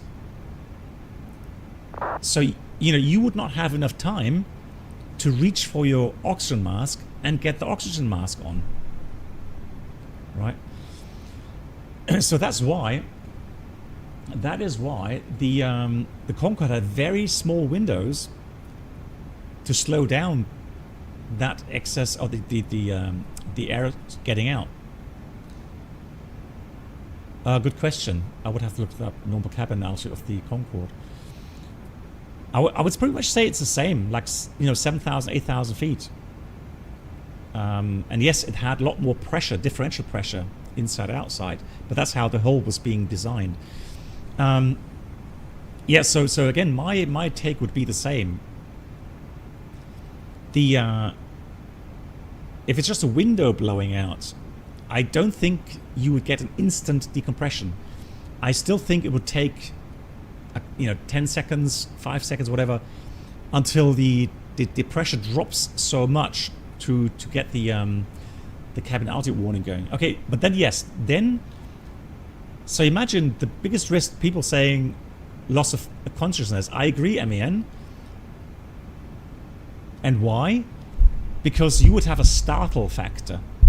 So the biggest risk when you have that kind of double failure is a startle effect, because you would be very kind of confused about your actual the feelings you have regarding vibration, the indications on the engine, and then a warning horn coming on as well.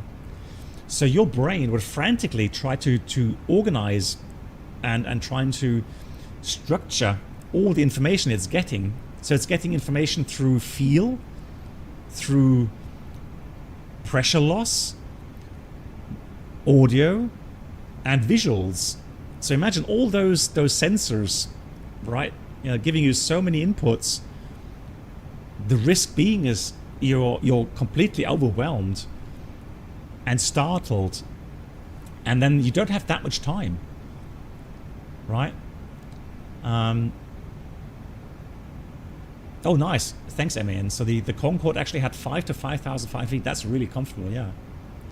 And differential pressure then in that case 10 to 10.5 psi. Nice. Yeah, appreciate the information. Yeah.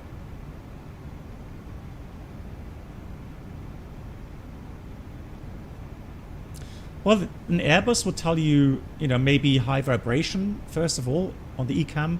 It may show engine failure on the ECAM. If you have high cabin altitude, you would get a master warning with the text cabin altitude warning. The ECAM would prioritize the most important things to do first. Checklist, you know, warnings, red checklist would be first. In that case, cabin altitude. But we're going to get to that in a second. The engines, I think they were CFM 56. It says here on the Aviation Herald. Yeah. So yeah, and now we get exactly to the point.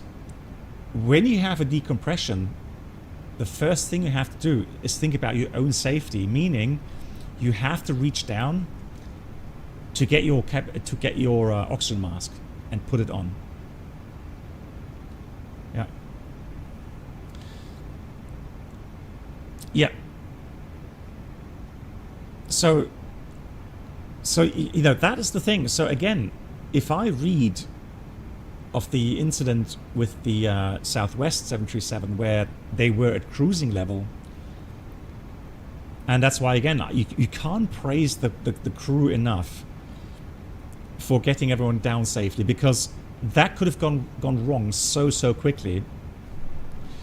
Because I would say it's completely normal to see a red warning on the ECAM, or if you hear cabin altitude warning, to jump into action items, right? Say, oh, memory items, and then, you know, descend, right? You would get the autopilot, dial down the altitude, you know, open descent or level change, and then completely forget to put on your oxygen mask. And the time of useful consciousness at 38,000 feet, is it 20 seconds, 30 seconds? Let me find that.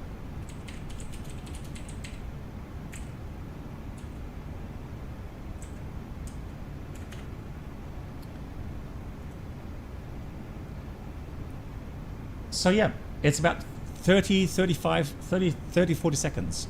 It sounds a lot, but the problem is that is the moment you are not going to be able to recover. So before that, you're already going to have hypoxia, right? So you're going to start feeling, and that's one of the most dangerous things. Hypoxia is like the first kind of items really you're going to, or first thing you're going to feel is like you feel good. You think it's good, you know, you feel like things are funny, right? And that is the danger. We're talking about maybe 20 seconds, and after that, your chances of realizing what's happening and having to put on the oxygen mask are getting slimmer and slimmer and slimmer. And then 40 seconds, 50 seconds, you're unconscious, and that's it, right? So yeah, first thing is get the oxygen mask on. So, but that's so difficult because you have, you know, an out warning horn screaming at you. You have vibrations on the airframe. Maybe the instruments are hard to read, depending on how much vibrations you have, right? So try to resist the urge to do something with memory items for the engine or descent. But first of all, get the oxygen mask on. That's the absolute crucial first thing to do. And then what? Now, let's say you're on the 737. What do you do first? Right, the whole thing is shaking like crazy, right? It's hard to read the instruments. What do you prioritize? Descent? Or the memory items for, let's say, severe engine failure? And on the Airbus, it's fairly easy because red warning, right? It'll tell you the cabin altitude, and like Bruno says, the cabin altitude will prioritize even if an engine failure comes up, right?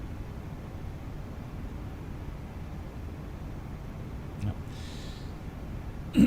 So yeah, you would descend first of all. So first of all, it would be, you know, get TCAS to below, squawk 7700, call Mayday, Mayday, Mayday, and the pilot flying would dial down the altitude, level change, speed brake out, 45-degree offset from the airway.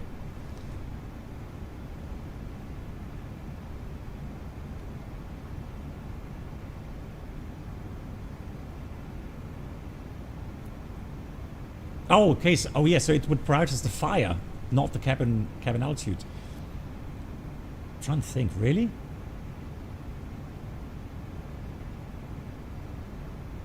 Yeah. But I mean, then again, you would start your descent, and once you're on a stable descent, you could say stop. You know, cabin altitude warning or something, whatever the procedure is called, and then say.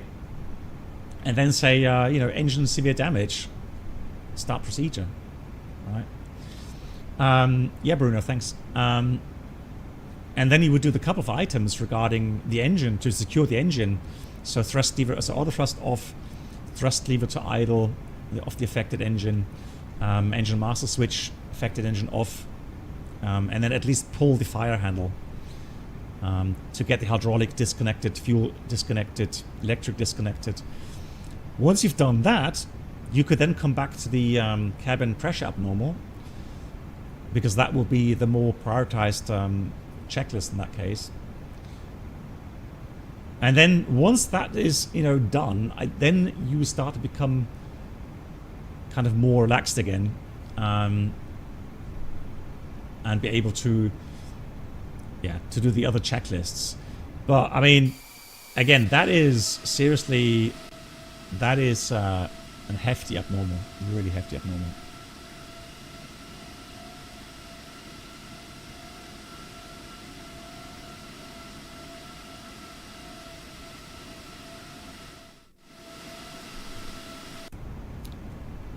Yeah, so Fabio, yeah. So initially, so normally you have memory items for the emergency send, right? And then you have the items that are done by the checklist. So once you've done the memory item section, that's when I would switch. I would say stop emergency descent, and then engine severe damage, start procedure, and do the memory items there. Again, stop after finish the memory items, and then come back to the emergency descent checklist. Right. Thank you so much, Bruno, for that. Let me check that.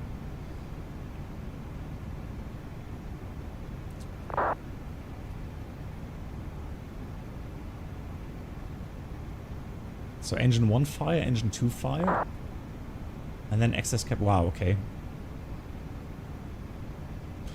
Which makes it even more complicated again.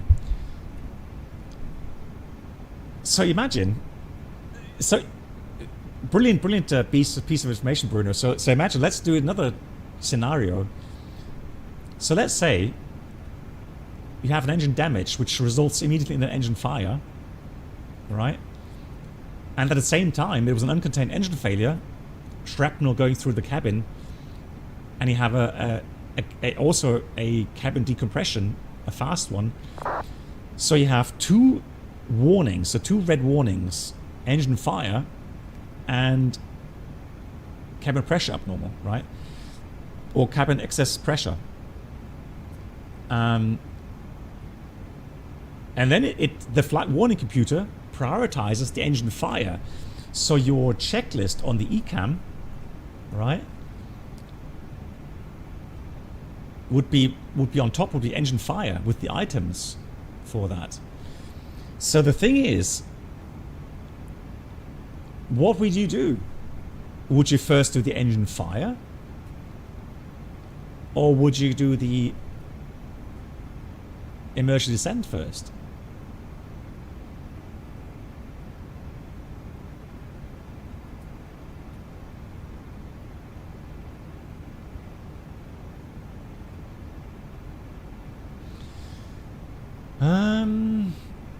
The problem is, MAN, the problem is, I'll tell you what we'll do. We'll save the situation, shall we?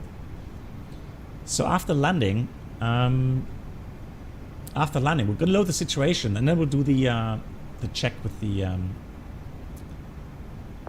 So let's do flight level 380. Save the situation, okay?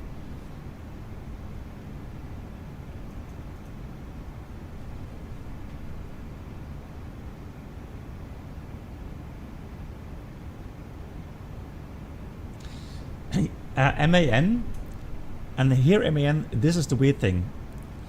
This is where Airbus expects you, the pilots, to prioritize yourself, because they had at some point they had to make a priority list, right? So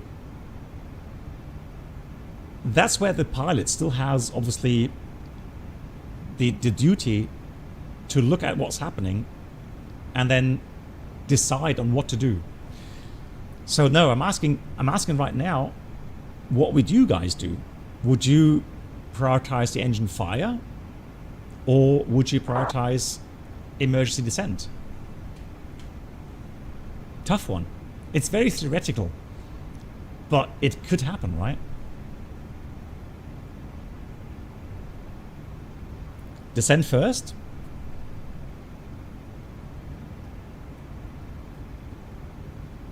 Catalysator, very good question. No, because there's a blow-up panel. There's a panel on the lower part of the door that blows out. Why? And here's the thing. Why? To reduce the stress of the fuselage between the cockpit and the main fuselage. So there will be a panel lower side of the door that actually blows out in this case.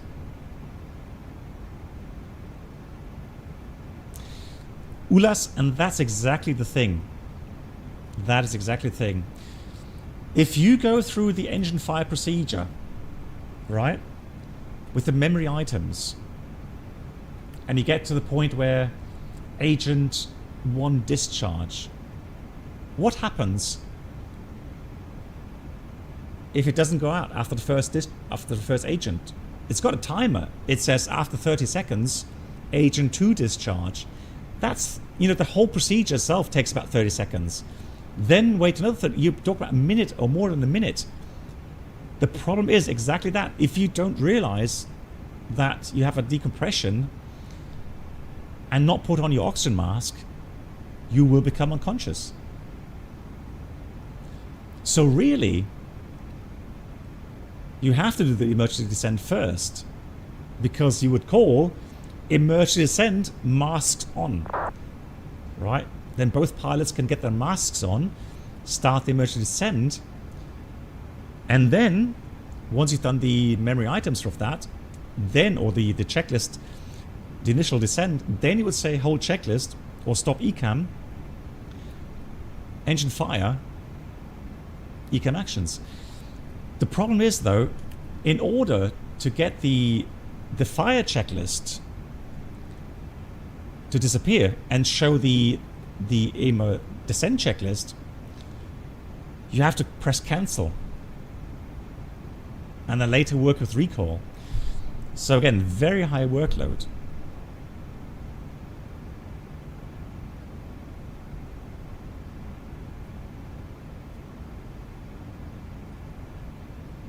Isn't the engine fire on the Airbus a memory item? I don't remember, honestly. Because on the 787, it was memory items.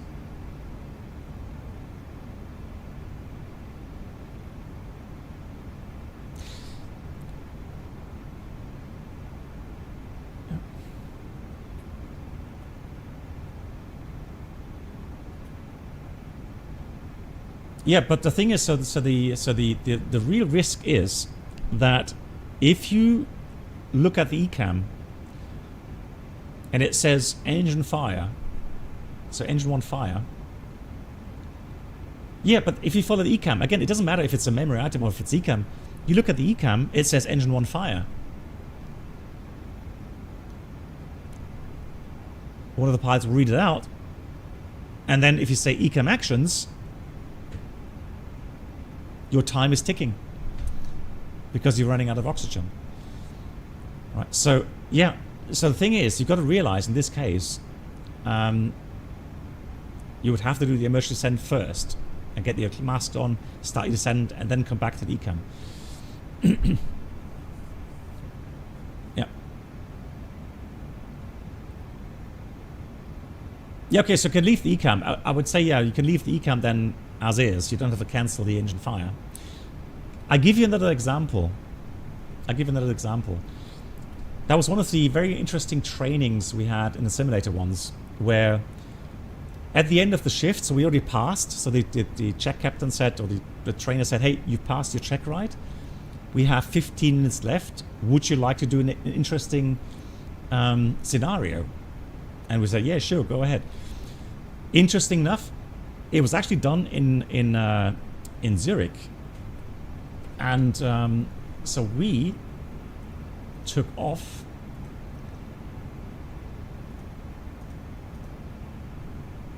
Let's have a quick look here. Hang on. So it was a very theoretical example, but we took off runway 14, okay? Best weather, cav okay, little wind. Then at about 100 feet after liftoff, we got bird strike. Left and right engine. The right engine had a stall. The left engine fire. The ECAM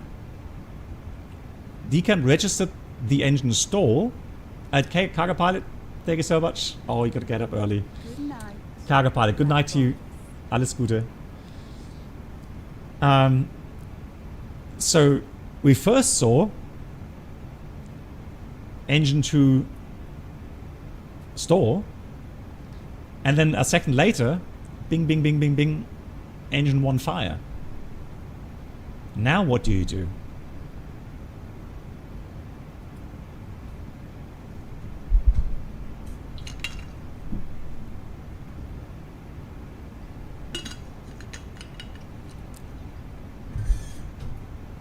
Oh, you don't have to get early. It's the alarm and okay, all good. Are you flying back tomorrow?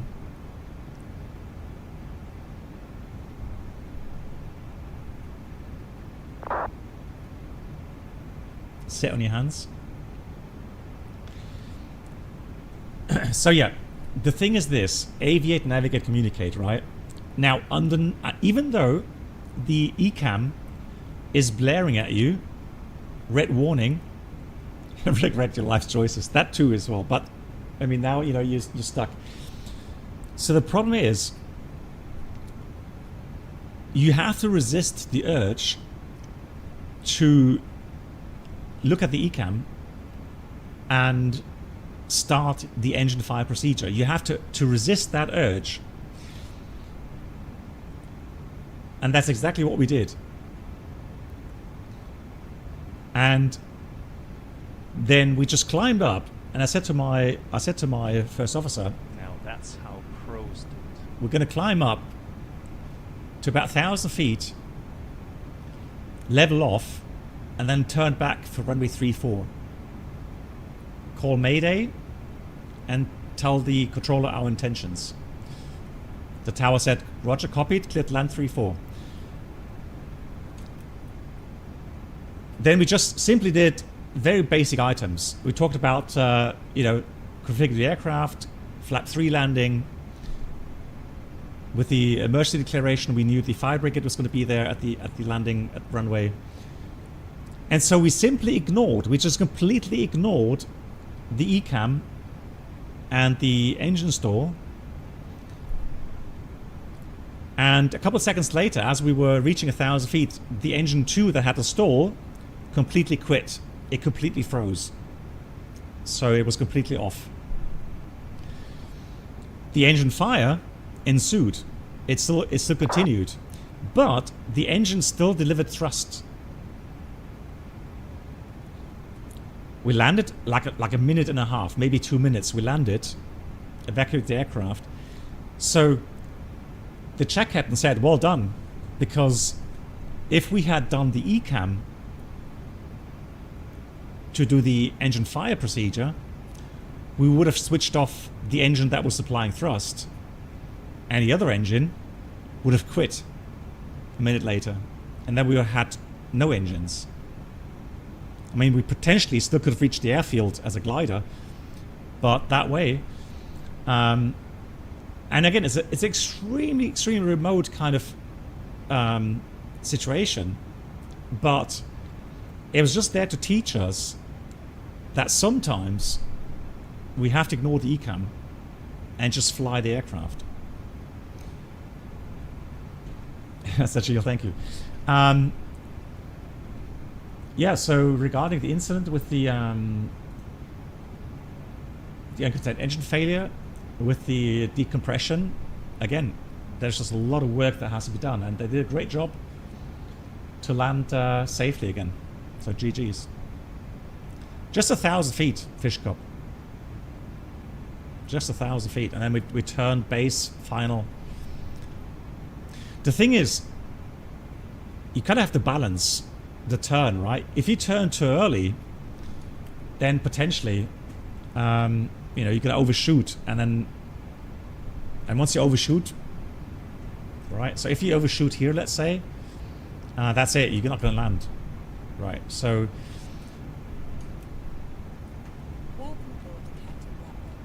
Yeah. Now he's stressed out, Nate. Lewis Daniel, hello to you. Dankeschön. Thanks for 37 months or a long time. Lewis, greetings.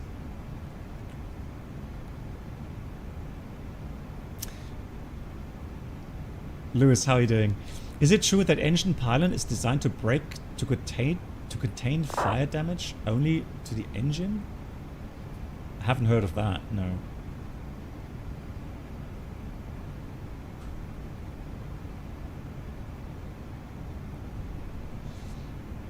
It's gonna get late. So let me try. The first thing we're gonna do is come back with the saved state. Let's have a look at the engine fire decompression. And then I'm just trying to think if the Toliss does that. I've done it before, Fish Cop. I've done it before on a stream, like you know, 1 or 2 years ago. But I don't remember if it was the FENIX or if it was the Toliss. It could have been the FENIX as well. I think it would be better in the FENIX because there you can set the altitude to get the fire and the engine store. I don't have much faith in these triggers here in the Toliss. It is a bit bugged, so. No, we don't have DODA, we had FORDEC. So facts, options, risk benefits, decision, execution, check.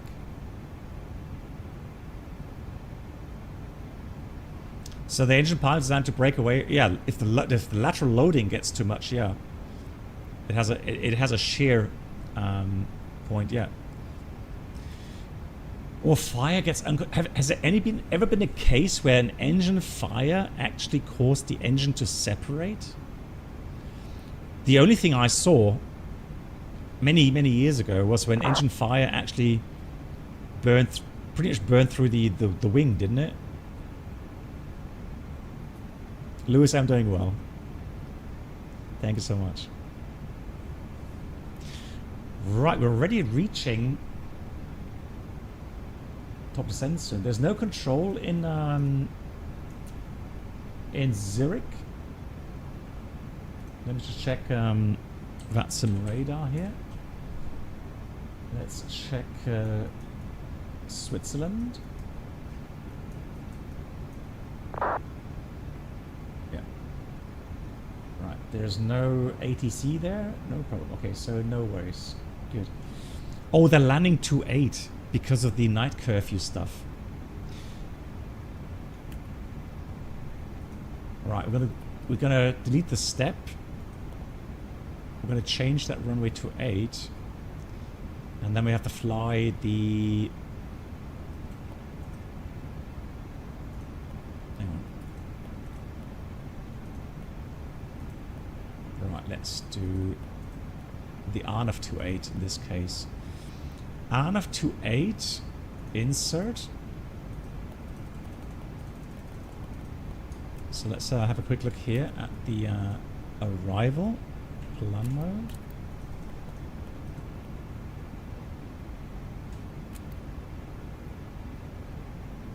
So relax, Amiki, and then I'm going to go direct to ramen. So we are going to shortcut just a little bit.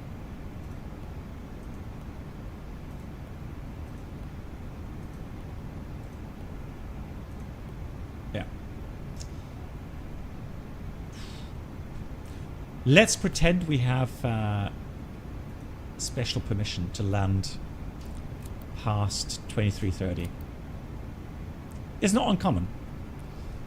Ramen should be in Tokyo. Yeah, I'm getting hungry now. What's preference in the Sims? I don't really have a big preference. I enjoy the different Sims for different, you know, different things they offer. Nuremberg traffic, Zulu Kilo November Romeo Tango, turning final runway 10. Where's the buttons for the floodlight? There's a floodlight. Main panel. And then we can go to nighttime. Dim.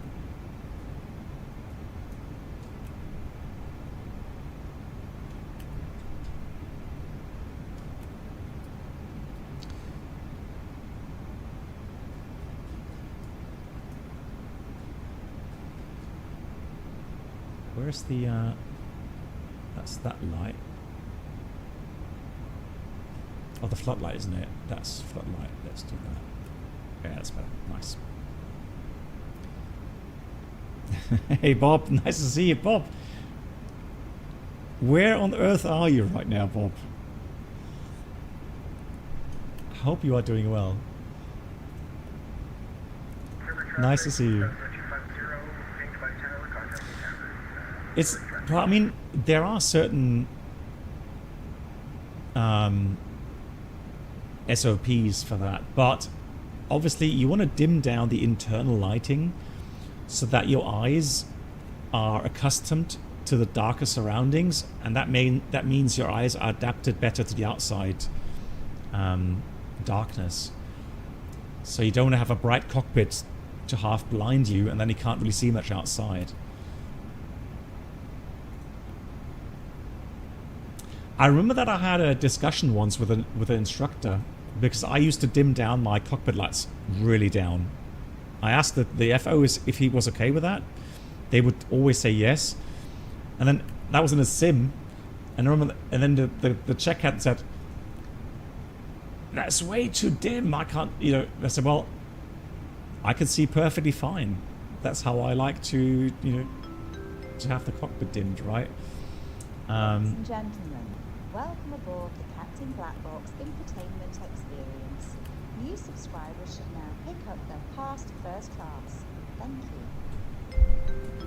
you. Chris, also hello to you, and thanks for the gifted sub to Bob. Chris, greetings to you. Hope you are doing well.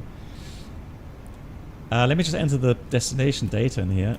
So the QNH is 1016. Temperature is 23. To finish off the topic regarding ECAM, so especially the thing is this, so especially Airbus pilots are in risk of focusing too much and trusting too much the ECAM priorities. Boeing does it differently. So even on a 787, if you had two, let's say, cautions of the same priority, you, the pilot, you had to then look at what's happening and decide which one of those 2 or 3 items you would do first, right? So there was no prioritization within the same category. Rambios, in November last year, you've not been here for ages. That's for sure. Hello to you.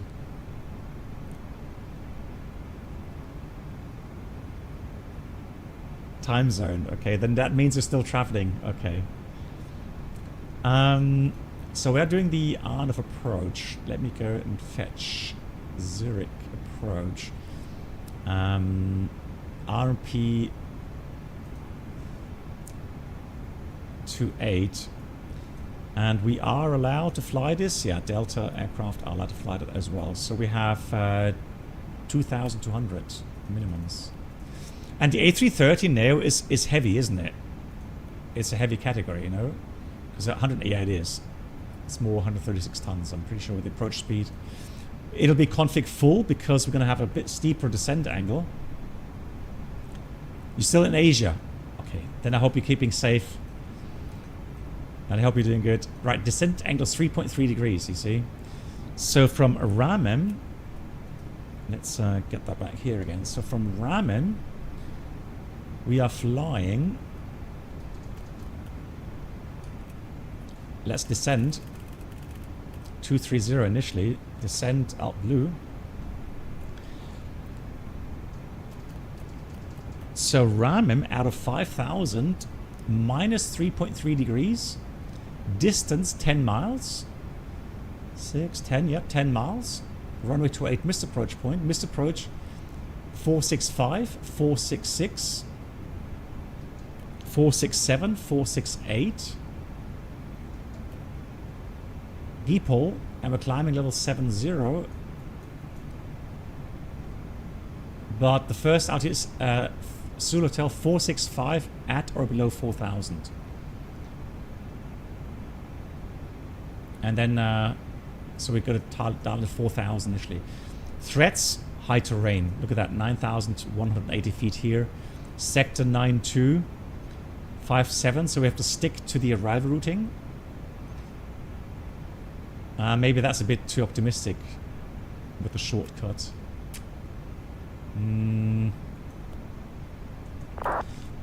Yeah, let me do that differently. Let me go approach via. Let's do a Miki insert.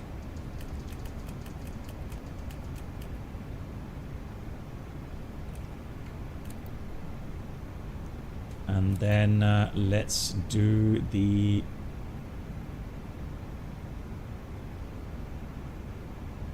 but we're gonna clear out that one, and then we're gonna go from relax. Let's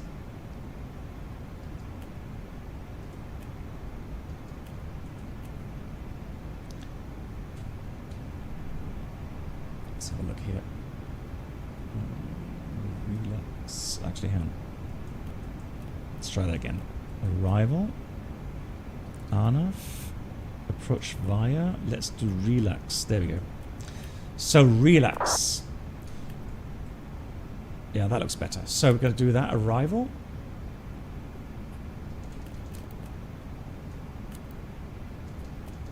Yeah, and then we shortcut if we can, depending on traffic. That's better.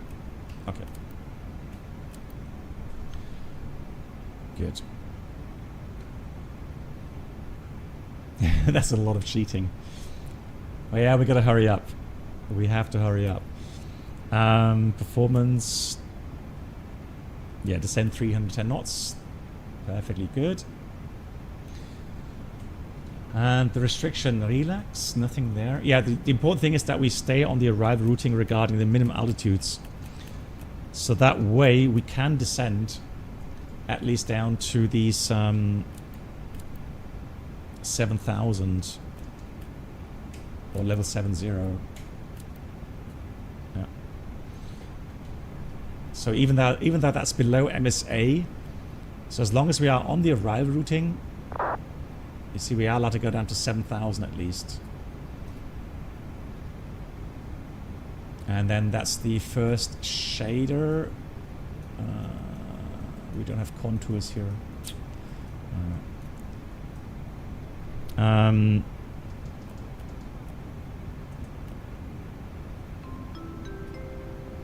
Yeah, so 7,000 we descend down to 5,000 at Ramen. That's fine. Hey, moin, Hansi. Wie geht's dir? Dankeschön für die 9 Monate. Moin. Moin seems good. Moin seems good. It does. Hope you are doing well. Cool. Okay, guys. So arrival, star, transition, runway 28 with the RNF approach. And currently it looks like pretty clear there at the airport. A flap full landing, and for the landing performance, runway 28, dry, no wind. Landing weight, yeah, let's do 177 tons. 177 tons. Config full, aircon will have reverse on, brake medium. Yeah. 1700 meters. That is good. And we have available, so we would have 800 meters stop margin. Let's have a quick look here. So landing distance, runway 28. So Bravo 9 probably would be our exit point, or the runway.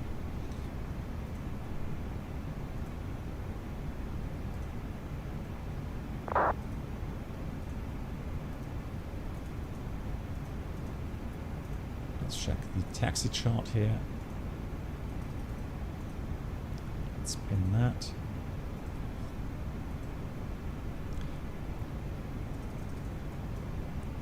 Yeah, so we'll vacate here. I don't think we could take maybe the runway or Lima 7.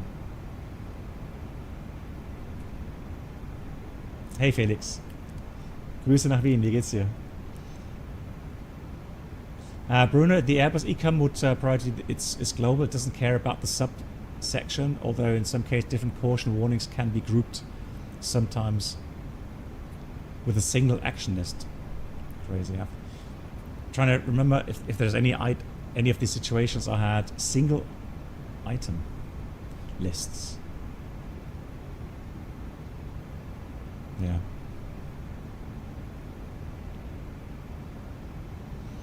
Well, it's hot here in Europe as well. Well, right, we've got Swiss 101 ahead of us. Remaining flight time approximately 20 minutes. Let's get the seatbelt signs on. Prepare cabin for landing.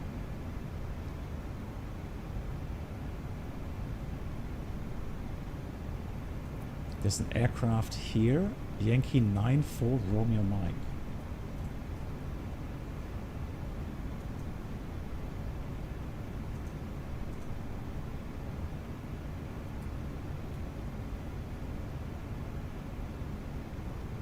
Oh no. 125 Charlie, are you kidding me? There's going to be aircraft coming in from the right in a second.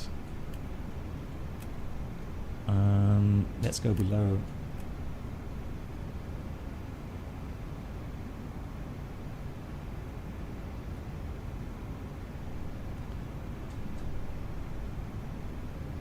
Yeah, there's another aircraft ahead of me. So it's a 101. It should be a 125 Charlie, but he's currently at... Oh, he's still 38,000 feet. Really? Seriously, you want to land at Zurich at 38,000 feet still? What? And let's go to above again. Yeah, no wonder I don't see him. Eventually, yeah. And Felix flew from Vienna to Munich. Nice, that's a short flight. Short flight. They added a map screen for the fee list. No, I haven't seen that yet. No, nav display. I have to look at that. Ollie, no. So I did live in England for like 5 years as a teenager. That's where I picked up the English back then. Although I have lost a lot of my My British accents. You joking? We have control? Oh no, we don't. And Niels, greetings to you. He's watching the stream. Niels, giving a wave. Level 390. How are we doing? Well, where are you going? Hang on, you're going to Hamburg. Nice. Palma to Hamburg. Also nice. Have a good landing.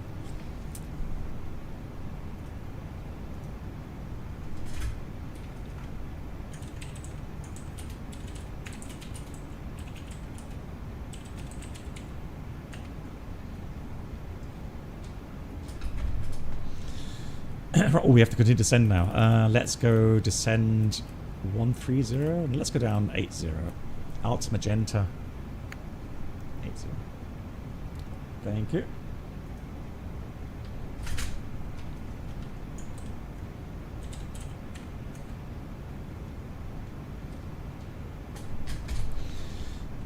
Good. And Beethoven, hey, how are you doing? Wie geht's dir?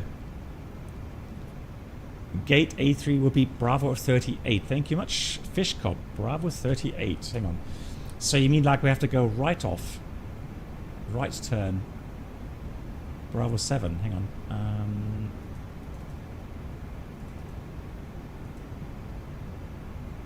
Yeah, that is to the north then. Bravo 30. Hang on. That's Echo Bravo. Hold on. Bravo 38. Oh, down here. Ah, dankeschön. So we're gonna go November. Yep. We'll take that. I'll pin that. Dankeschön.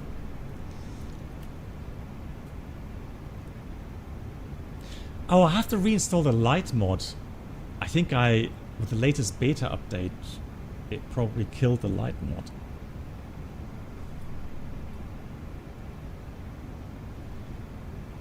Alright, let's get a bit of speed brakes out.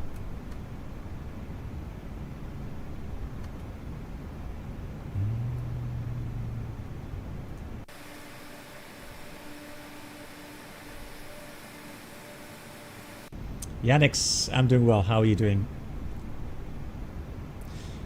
No, what aircraft does Simplaza make? I've never heard of them, so. But I'm not really a reference because I literally speed brakes in. Whenever there's an add-on that is not on par with the more detailed add-ons we have, I usually don't bother with them. And maybe that's even on Xbox, which I don't have, so. Is it piracy even? A piracy website? Yeah, you gotta be careful. So A350, XBW, careful here, yeah. This will get you banned very quickly here. Welcome aboard the Captain Black Box infotainment experience. Use Okay, it's a yeah, then past first class. Bruno. I think it's with. I'm not sure, Bruno. Can you do that on YouTube as well? Maybe. Yeah. Okay. I mean, it's not. We're not going to ban him just yet. But again, don't mention that that platform here, please. If it is piracy, don't touch it and don't mention it here. Good. Apparently VNF update for the FENIX. Okay. Yep. Good. We got the signs on. 1 to 2.8 is dialed in. Zurich traffic, Swiss 125 Alpha reaching Redux. We'll fly the transition to fly the out of approach runway 28 in Zurich. So we're still on below. No. Let's go below. Now, out of curiosity, where's the other traffic? Where is the other traffic?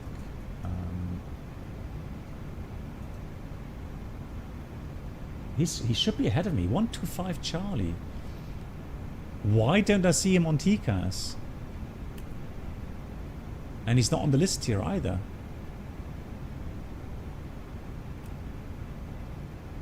That is strange.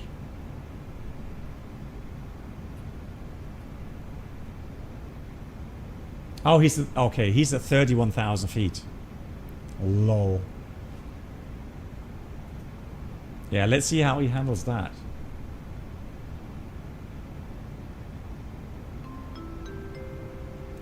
Stefano, hello to you. Gentlemen, Wie geht's? welcome aboard the Captain Black Box. Thank you so much for the 7 months as well. New subscribers should now pick up their past first class. Thank you. BB 711 beloved.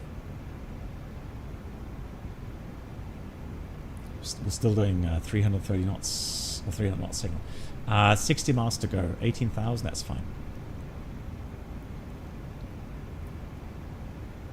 Yeah, I hope, Yannick, I hope with the Phoenix, I hope they improve the flare behavior. And, yeah,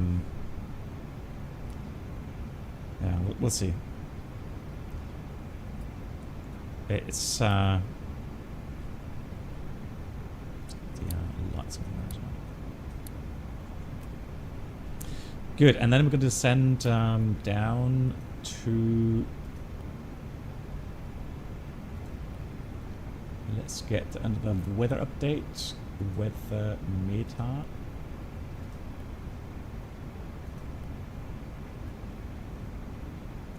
So that's Zurich. 1016, 22 degrees. Alright. We'll descend down, according profile, down to 5,000. KNH is 1016 set. Which means we can now read a checklist. Where's my checklist going?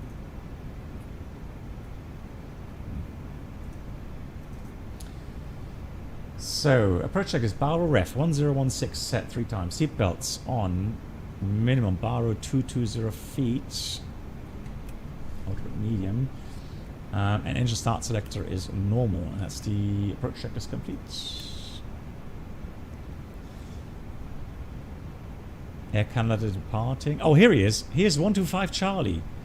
How on earth did he get down so fast? I know there's a bit of time delay. Well, he's still 19,000 feet. Lol. He's 7,000 feet up. Honestly, I don't know how he's going to land. Honestly, I don't know how he will manage. But he's doing 440 knots ground speed.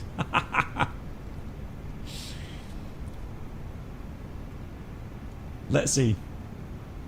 This could be interesting. He's landing vertically, yeah.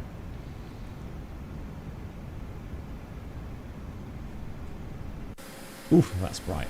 Yeah. Good. Activate approach phase. And we'll do selected 250.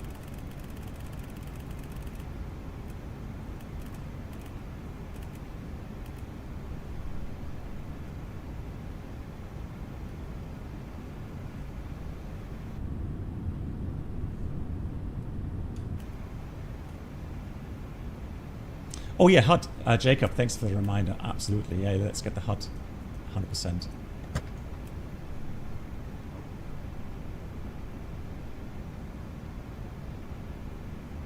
Yeah, nice.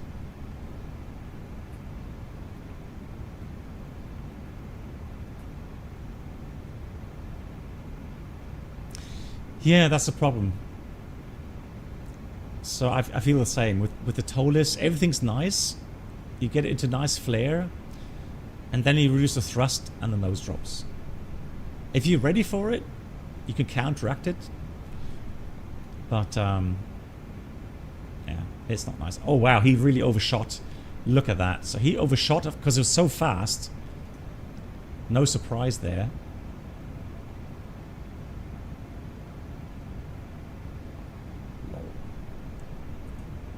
Ground speed 360 knots. He's at 9,000 feet. I don't know how he will manage, and he doesn't call in. Zurich traffic, Swiss 125 Charlie, Zulu Hotel 454 on a downwind, out of approach 28 in Zurich. Zurich traffic, Swiss 101 landing 28, Swiss traffic.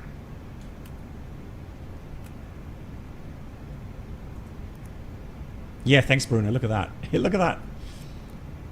He's diving down 4,000 feet per minute. 330 knots still, ground speed. And not exactly what I would call stabilized, but hey.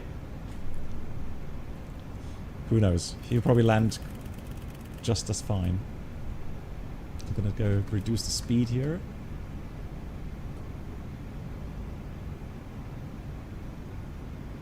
No, that was 101. That's he already landed. I didn't hear the 125.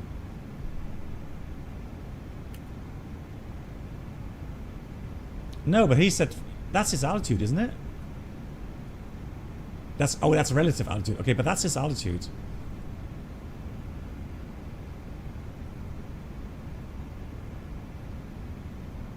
Oh, here's the vertical speed. Okay.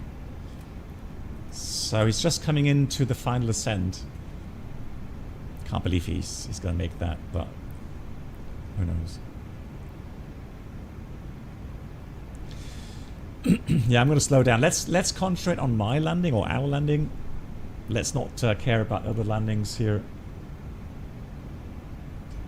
They do what they need to do, and we'll do what we need to do.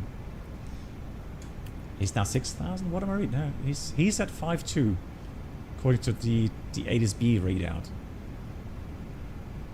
But GG's, I mean,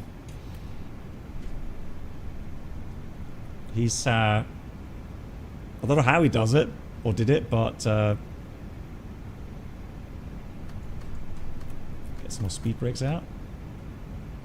Flaps 1, speed checked, flaps 1.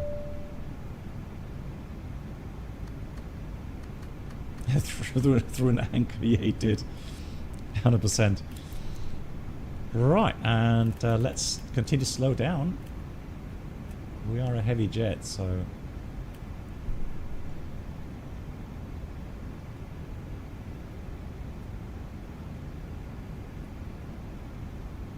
Ulas, it's still Toliss. It will have a drop, nose drop, 100%. Good. I'm going to check, since an out of approach, we have GPS primary high, and here we're going to put in the runway threshold, 20 miles, alt constraint, descent blue.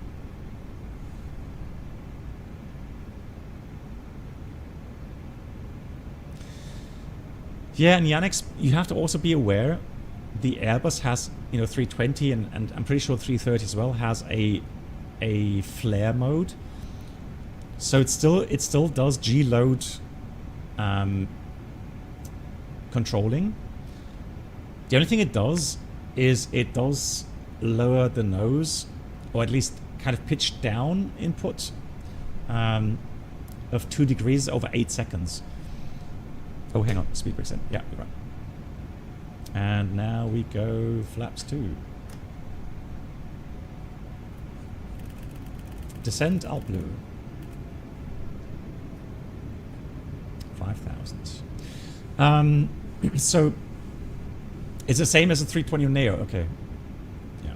But normally, again, you know, it's not a conventional aircraft, so it shouldn't drop the nose when you reduce the thrust idle. At least not that badly. Yes, we are doing RMP approach, and we're going to try final approach mode.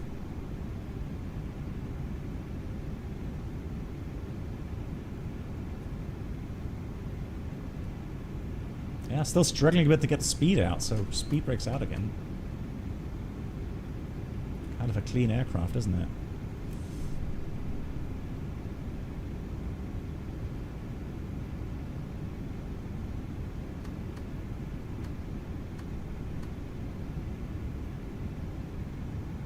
And we have to be at 5,000 here.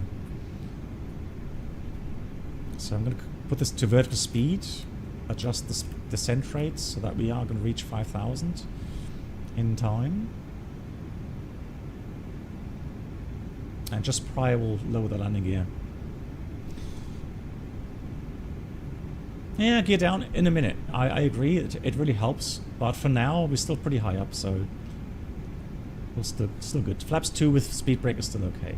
I wouldn't do flap 3 with speed brakes, and very often, depending on the aircraft type, it will not allow you to do that. So, see the runway already. So, Zurich traffic, Swiss 125 Charlie approaching Ramen, RP approach 28 in Zurich.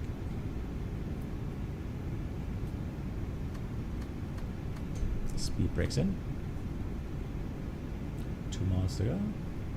Gear down.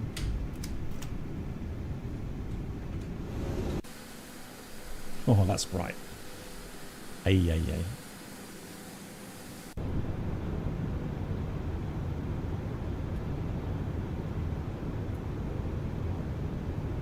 Start.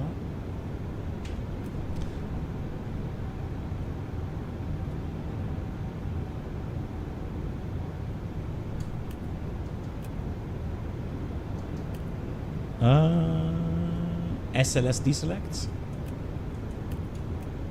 There we go. F glide slope F lock. I was wondering. And LS keys. Yeah, there we go. FLS. So missed approach 4,000 first of all. So missed approach altitude 4,000 is set.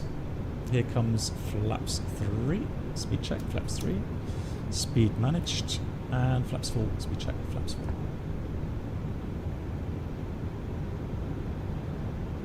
$2,500. Yes, checked. Wow. 2,500. Now you're flying. 2,500. Wow, it's really not slowing down. 2,000.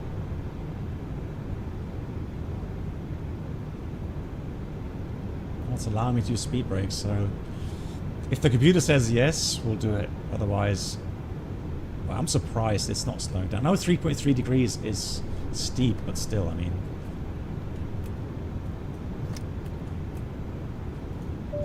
Alright, landing checklist. Remember, landing no blue.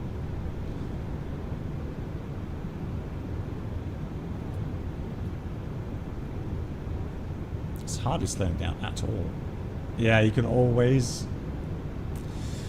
Right, but we should be good. I'm going to put the flight path vector now onto the touchdown zone. We're on path. Yeah, speed is coming back.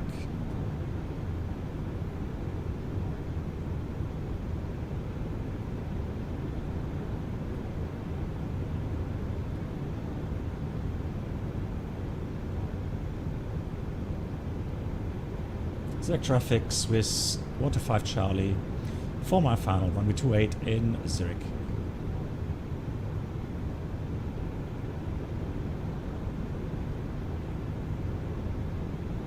Back on path. Yeah, 4 knots tailwind, also typical. 1,000. 1,000 checked, we are stable.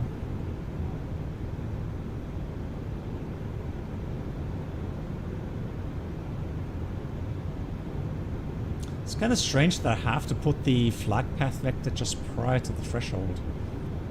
1,000 feet per minute. Holy moly. 100 above. Here's a glider, isn't it? Yeah, on path again. 500 minimum. Continue.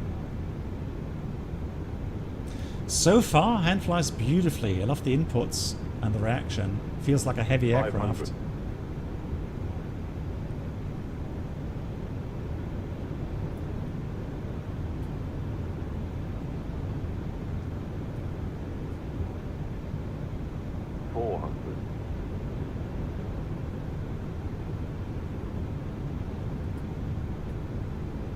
300.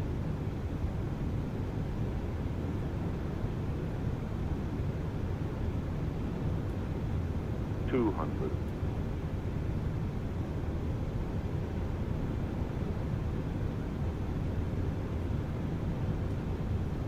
100. 50, 40, 30, retard. 10, 5. Oh, that's a nice landing. So, speed brakes, reverser green, and decel. Now that's how pros do Manual brakes. We'll take the high speed to the right. No, to the left, we said. Disregard. We are going left. That was a good landing. Surprised. And I didn't really feel such a big nose drop, but maybe that's because I was so focused. Or maybe they've changed something with the flight model. I don't know. But nose drop here wasn't as noticeable.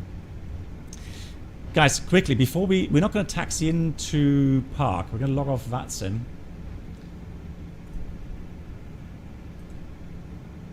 And then we're going to put ourselves back into the air quickly.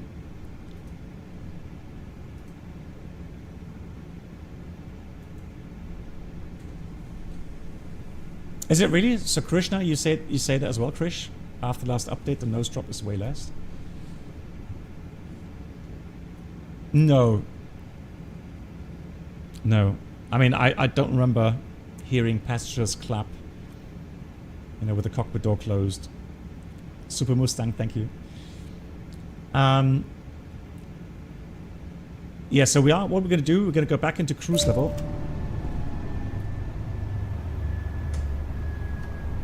Lol. And we did want to try to have a look at the ECAM, how it handles that. Are we flying? Yeah, we are. Cool. Okay, so what we're going to do, thought scenario.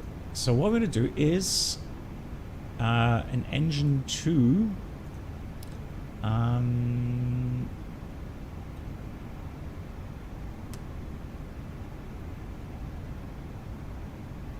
Fail with damage at time. So I'm going to put this at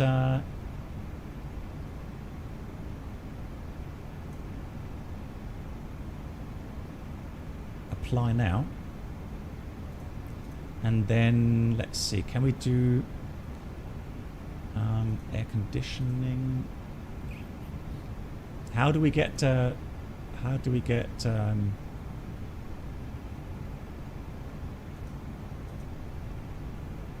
explosive decompression? There we go. At time, and so that should be in about what, 50 seconds. All right, let's see if that works.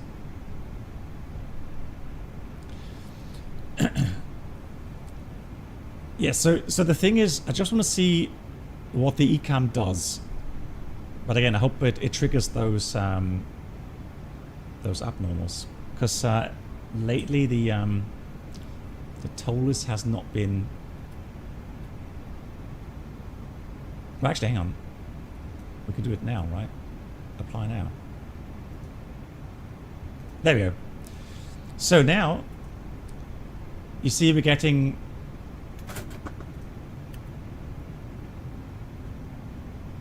engine failure. Oh, and we can see. Oh no. Down. So the problem is, guys, I have the problem. I can't.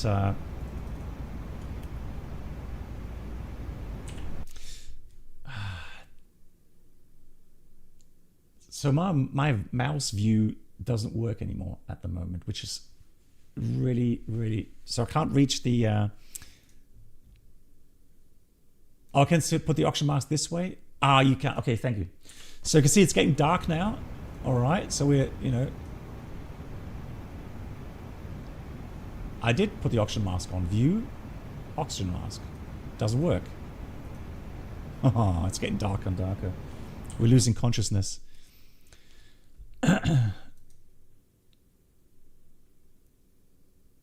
Yeah, no, it's not doing that. Ah, man, how can I? Internal.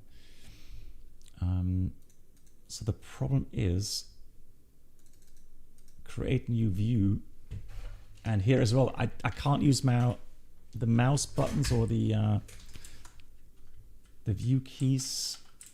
WASD doesn't work.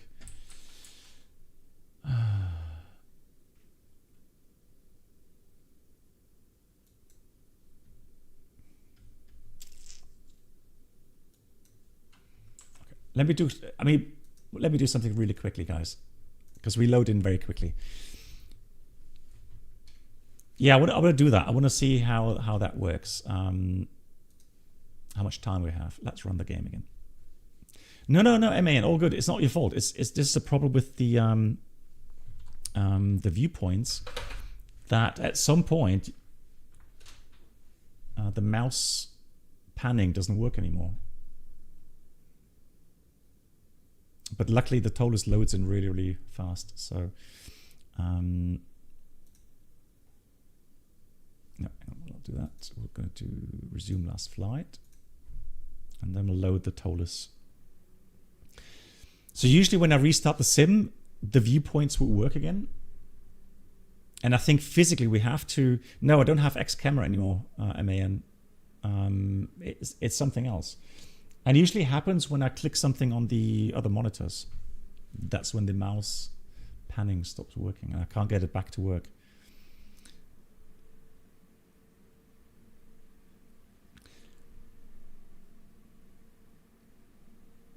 So we have to grab the oxygen mask here and put it on. Otherwise it doesn't work. But I think you get the idea, right? So if you get startled at this altitude, you have 20 seconds. And then the world will become darker and darker and darker. And the worst thing is, as that's happening, you're going to feel good. Right? So the hypoxia makes you feel, good and euphoric. And so you don't realize that you're actually in extreme danger. That's the problem. Yeah, Jacob, we'll try that. So engine fire first, and then decompression. Yeah, we'll do that as well. Yeah, we'll try that. Hope it's not getting too late quickly. All right, there we go. So now we're going to go... let's load that situation. With the gear up, flaps up, park brake off.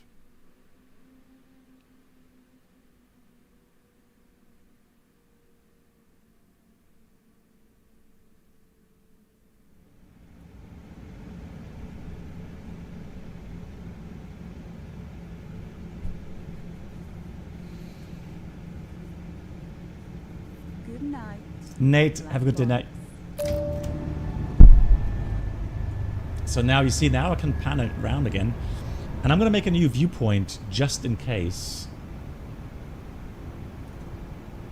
So internal.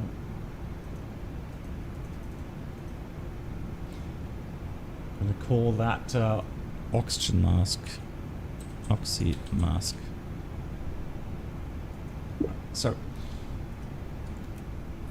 So we cruise flight again, okay, where we've been. So let's do fault scenario. Let's do engine. Let's do fire protection. Let's do... How come I can't do engine fire? Hang on, what's happening? Engine... Oh, there we go, engine fire.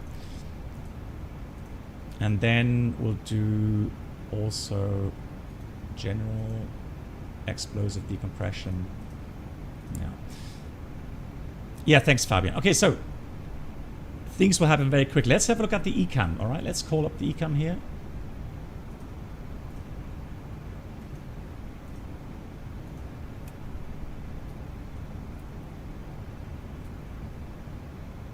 Let me pause that. So, as Bruno was saying earlier on,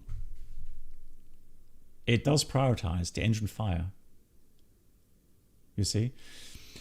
So what we're not hearing right now, unfortunately, is the chimes. And I thought I saved that sound.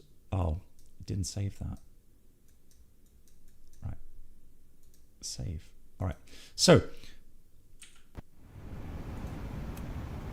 right. So the problem you're having is you're looking at the ECAM, you're hearing the master warnings, and the danger is that you're going to miss the fact that you actually have, I mean, you would feel that. You would feel the decompression, right? You would get the typical, you know, symptoms of a rapid decompression as well. So physically you would feel that, but you would be confused, right? Because what you would normally want to expect is look at the ECAM and say you have, let me quickly do the cancel. So there we go, look. So if I press clear once, there it is. Cabin pressure, excess cabin altitude. Crew oxygen masks use, right? So that is really the problem. Yeah, it's hidden under the overflow. So that's your main issue. Now, we can see already the world is getting darker and darker and darker, right? So slowly you know, we're losing color, right? And we're losing the ability to right, there we go. I think we're just in time. We've put on the oxygen mask, right? So we did say we want to have prioritize ECAM actions regarding emergency descent. So I'm going to get my heading off the airway,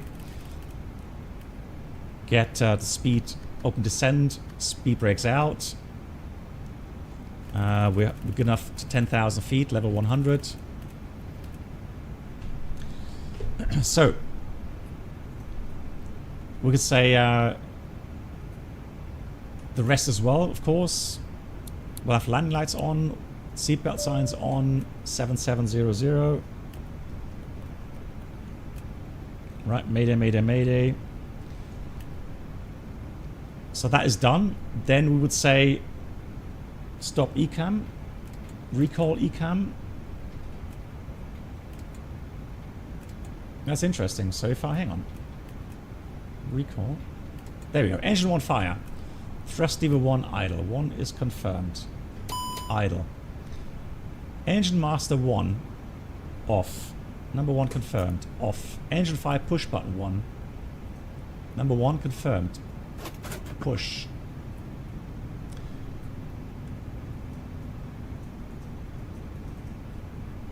Can't really push that, strange enough.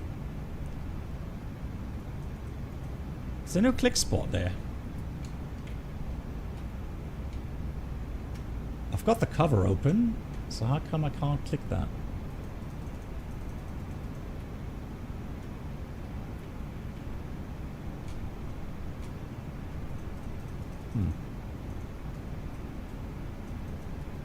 You've got to be kidding me. Maybe I didn't have the up far. Oh, there we go. You've got to push it far enough up. No. So there we go. Now, after 6 seconds, 4 seconds, 3 seconds, 2 seconds, 1 second. Discharge. ATC notified, notified. After 13 seconds, Agent 2 discharge. Fire light is still on.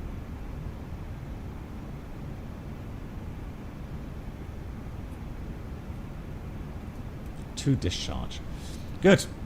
So wait for the discharge light to come on.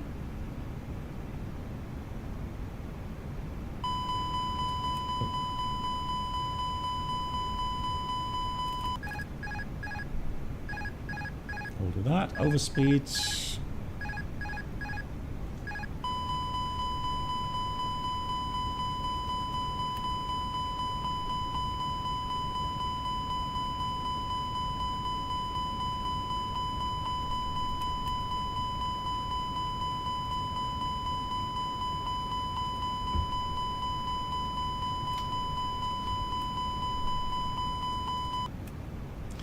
Right, thrust idle, we have lever MCT. We have it, MCT.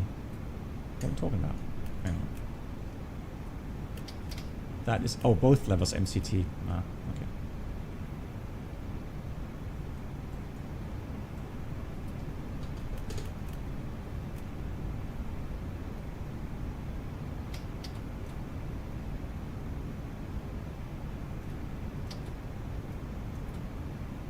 There we go. Okay.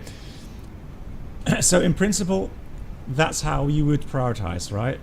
And you can see the issue, if you have an engine fire indication and a cabin pressure, excess cabin altitude, the one that's going to have higher priority is...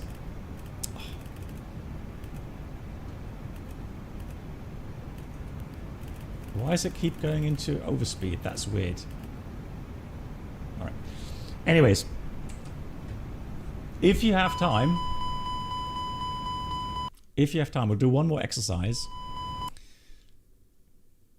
Because Fischkopper wanted to see that as well. We'll go into Microsoft.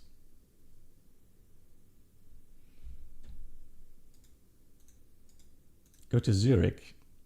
And then do the exercise with the engine severe damage and the engine fire at the same time.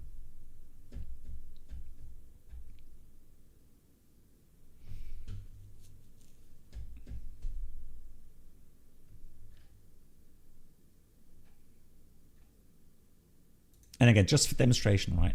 It's not to show off anything. It's just a situation that we got as an exercise, a training exercise, and it's one of those things that we pilots do sometimes after we successfully finished a check ride, and if there's time remaining, you could actually, you could go leave early, or if the instructor has some interesting scenarios, then you could do some exercise like I'm demonstrating in a second. Yeah, good question. What's more, or what's prioritized higher, the autopilot or the cabin pressure abnormal or the overspeed? I think on the Airbus the problem is the master warning whaler is the same. It's the same for overspeed, but not for autopilot off. Autopilot off is a different one, but overspeed, cabin pressure excess abnormal, I would say also that would also go the same master warning sound. Lots of sweat today, yeah.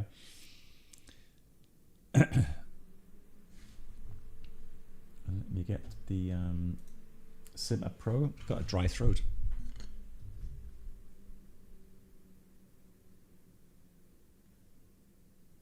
It's the air conditioning, I think. Right, I need to get 2024, and then let's hope it all works.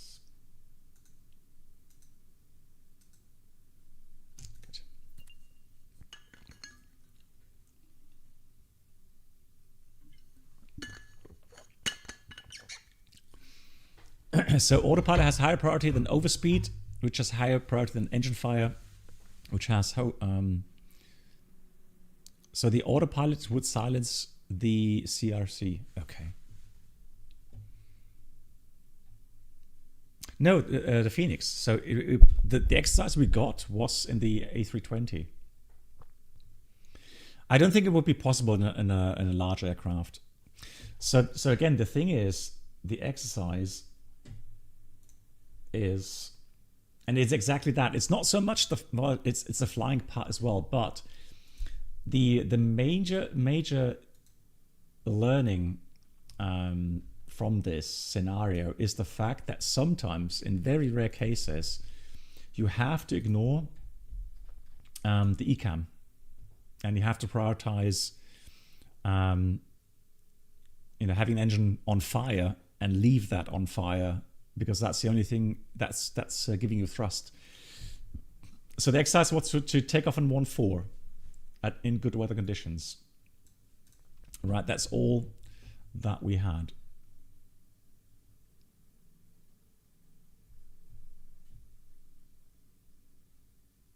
No, Jacob, that was never in the discussion. So let's go with A320. Let's see, A320. Let's take the Austrian here. That's a nice one. Safe and back. I'm going to go to Zurich. We are going to go to runway 14. We'll make it daytime, because that way the weather was nice this afternoon. So let's start the flight.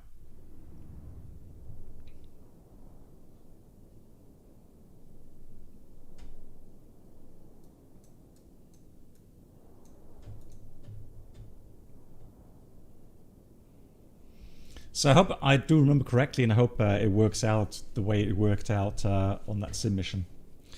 But it should. It should work.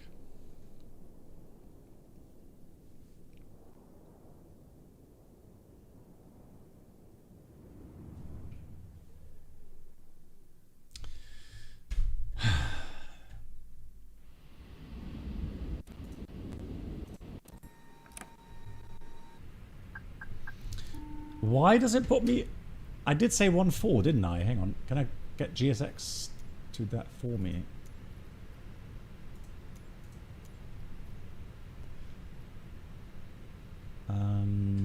Select from map. Right. Come on. Don't want that. So, select from map. Now I want to go here.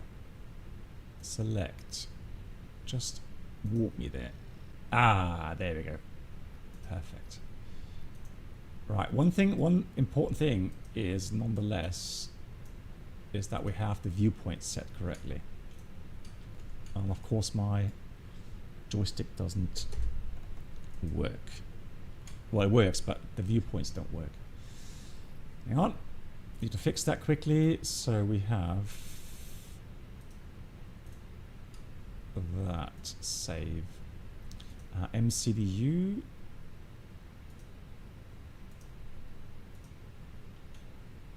How come it has different buttons now? How weird. It assigns different buttons, or the buttons itself, they get different names? How strange is that? Okay, overhead.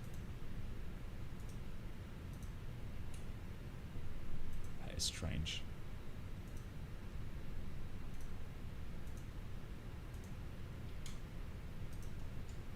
Okay. Good. Anyways, now we've done that.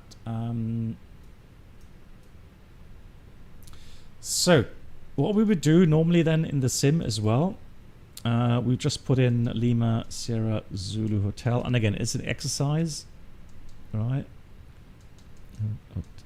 So Zurich to Zurich, not in database. What? Oh, Zulu Hotel. There we go. All right. So, GG 22. And anything like level 300, doesn't matter. Then quickly load the aircraft. So mass and balance. Let's have that, a bit of cargo, fuel. Apply, load the aircraft. Huh? Load the aircraft. Instant. There we go. All right, so we have 56.6. And we have CG 29.9. Good. Then one last thing here to do is to get just the departure. Right. We're not going to do any landing runways because the A320 already has a HUD. Nice. Excellent. All right. So performance. Let's go. Take a performance, sync load sheet, Lima Sierra Zulu Hotel, runway 14, sync live weather, calculate, send. Okay.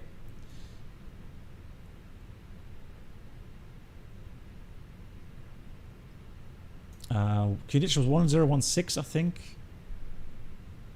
And oh, then let me get the weather quickly.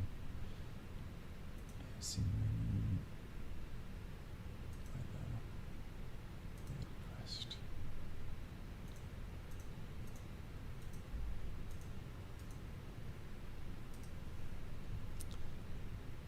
Thank you, Jacob, as well, yeah. Right, let's see who's quicker. Yeah, 1016. Wind is nice. Wind is calm. Pretty much perfect conditions as we had there. Cool. Right, we're going to get the lights on. And then last thing to do is set the failure. So again, I hope it works that way. So first of all, let's have a look here. Engine fire, engine fire, engine fire, engine fire, no.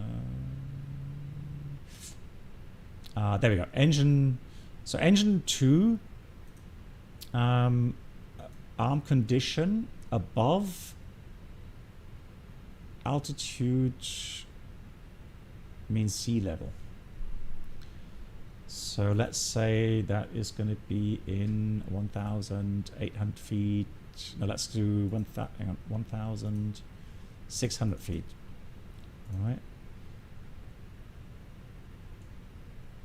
Yeah, so about 200 feet above the ground. Okay, so apply. So that is already now engine 1. Now for severe damage. Oops. Severe. Doesn't have severe damage. Let's do damage. Damage. So then we have engine 2 failure with damage. Okay. And again, 1600. Apply changes. All right, let's see how that works.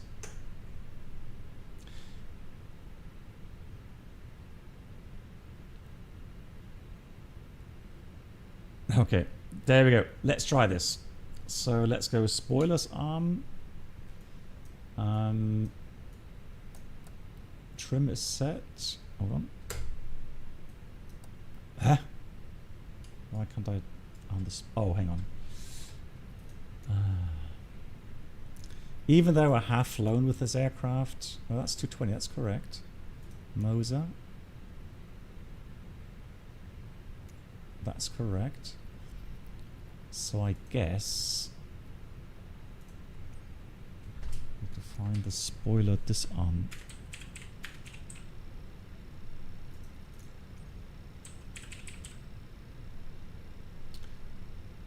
Disarm auto spoilers. I need to get rid of that, don't I? Yeah.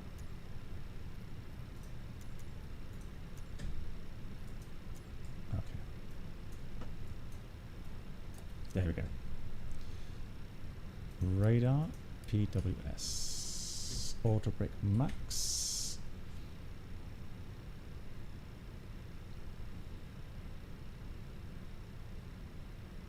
Am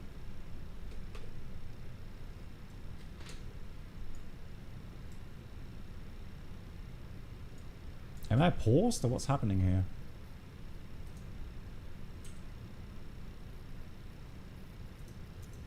Oh, I pressed something, didn't I? There's a button somewhere. Yeah. I'm feeling it's paused or something. Yeah, there we go. It was paused for some reason. How weird. So now let's do flaps 1. Come on. Yeah, now it's normal. Cool. Right, we are ready. So let's see how it goes, okay? Brakes off. Let's go. Oh yeah, altitude, yeah, we'll set 5,000 for departure.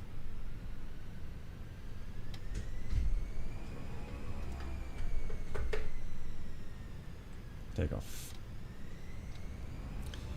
So Manflex 63 SAS runway auto thrust blow.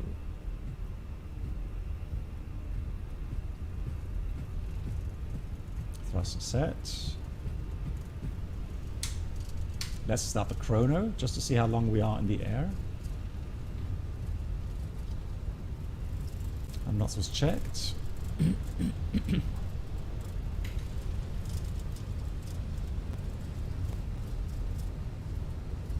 We want rotate.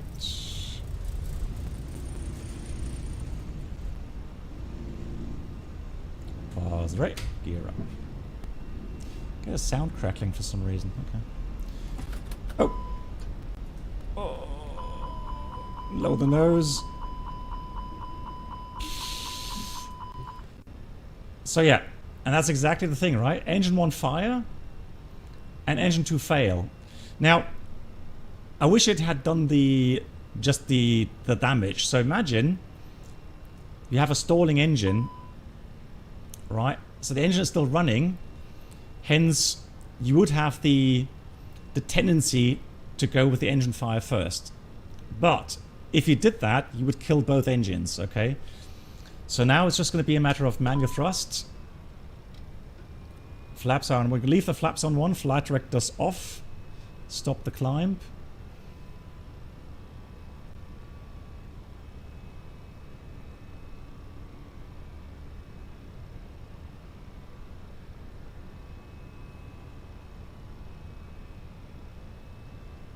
Don't think. Disregard. Don't think. Don't think. Don't Gear down. Don't Yeah, it's a gear warning. That's why it's. Don't think. Don't think. Don't think. Right, flaps 2. Don't think. Don't think. And there's the runway. Right. Don't think. Flaps 3. Speed check. Flaps 3. Don't That's think. all we're going to do. Don't think. So now we're landing on runway 34. Don't think. And this is not about hitting touchdown zone or whatever. And, you know, Don't think. this is a life and death situation where time Don't matters, right? Don't think. All you care about now is just to get the aircraft down Think rate. onto the runway Think rate. and have a chance to Don't think. survive. Don't think. So weird sometimes here the FENIX when you use the rudder. Don't think. 40, 30, Don't think. 20, retard. There we go. Finish. Down we go. Manual brakes.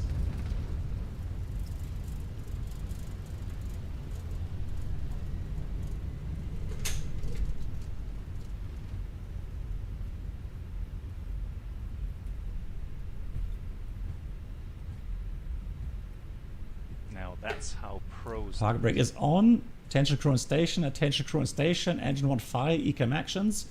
ATC is notified.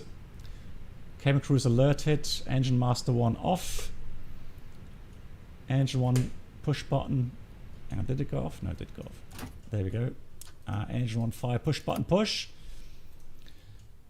Discharge. Evacuation start procedure. Welcome aboard the Captain And so on. You get the paper evacuation checklist. Could new subscribers please make your way to the first class cabin, where complimentary drinks, snacks, and premium flight entertainment. And there we go. And then we evacuate the aircraft. Sorry to That's be it. late. Can you start over? Sim Caesar, hello. Thank you so much for the fun. Thanks for the 90 months. Greetings to you, and a big shout out to Sim Caesar. If you don't know him, check out his channel here on Twitch. Yeah, so like I said, right, 3 minutes. You could do the APU fish cop if you had the capacity, the mental capacity in that moment to start. So if you were my first officer in this moment and you would say, hey, Captain, shall we start the APU? I would have said, brilliant idea, start APU, right? So, and that's the thing. So imagine engine is stalling on one side for about a minute and then goes out completely. The engine fire on the other side. So assuming you had bird strikes, right? And then imagine you would strictly do the ECAM procedure. You would switch off the engine that is on fire, and then suddenly the other engine dies as well. You're dead, right? You can't go back to the airfield. You're too low. So in the sim, of course, or in the real aircraft, you could actually lean down and you could more easily see where you are, where the runway is. So then I would have seen that, you know, I could do a bit more bank angle. But in the end, it's just fly the aircraft with the single engine. MAN, mach's gut. Nochmal vielen, vielen Dank. Thank you so much again for the 5 gifted subs. Take care, MAN. See you soon. And and then just get the aircraft down. And, you know, it's about surviving at that moment. And that's the idea. Mitch, thank you. Right, guys. It's past midnight. So thank you so much once again for watching. Thanks for the support. And I will see you, if you like, on Thursday again. And we'll see what we're up to on Thursday. Could be potentially with a shared cockpit. We'll see. My dear moderators. And Bruno especially today. Bruno, thanks for all the inputs. Thanks for the help. Good night, Black Box. Thank you so much, Sim Caesar, again, for the support. I appreciate that. Thank you so, so much. And to Caesar, before I head off, Caesar, when's your next stream? Today is Monday. Is it Tuesday? Or very late today, maybe? Just gonna wait for the answer there. And then thank you so much, everyone, for the great questions that came in as well. Thanks for the interactions. Tonight on Jump Seat. Nice. Guys, make sure check out Sim Caesar's channel. So the channel is called The Jump Seat, just like he wrote there. He's doing a shared cockpit flight there. So please make sure check out the channel. Very entertaining, very nice. So see you again soon, guys. Take care, everyone. Good night.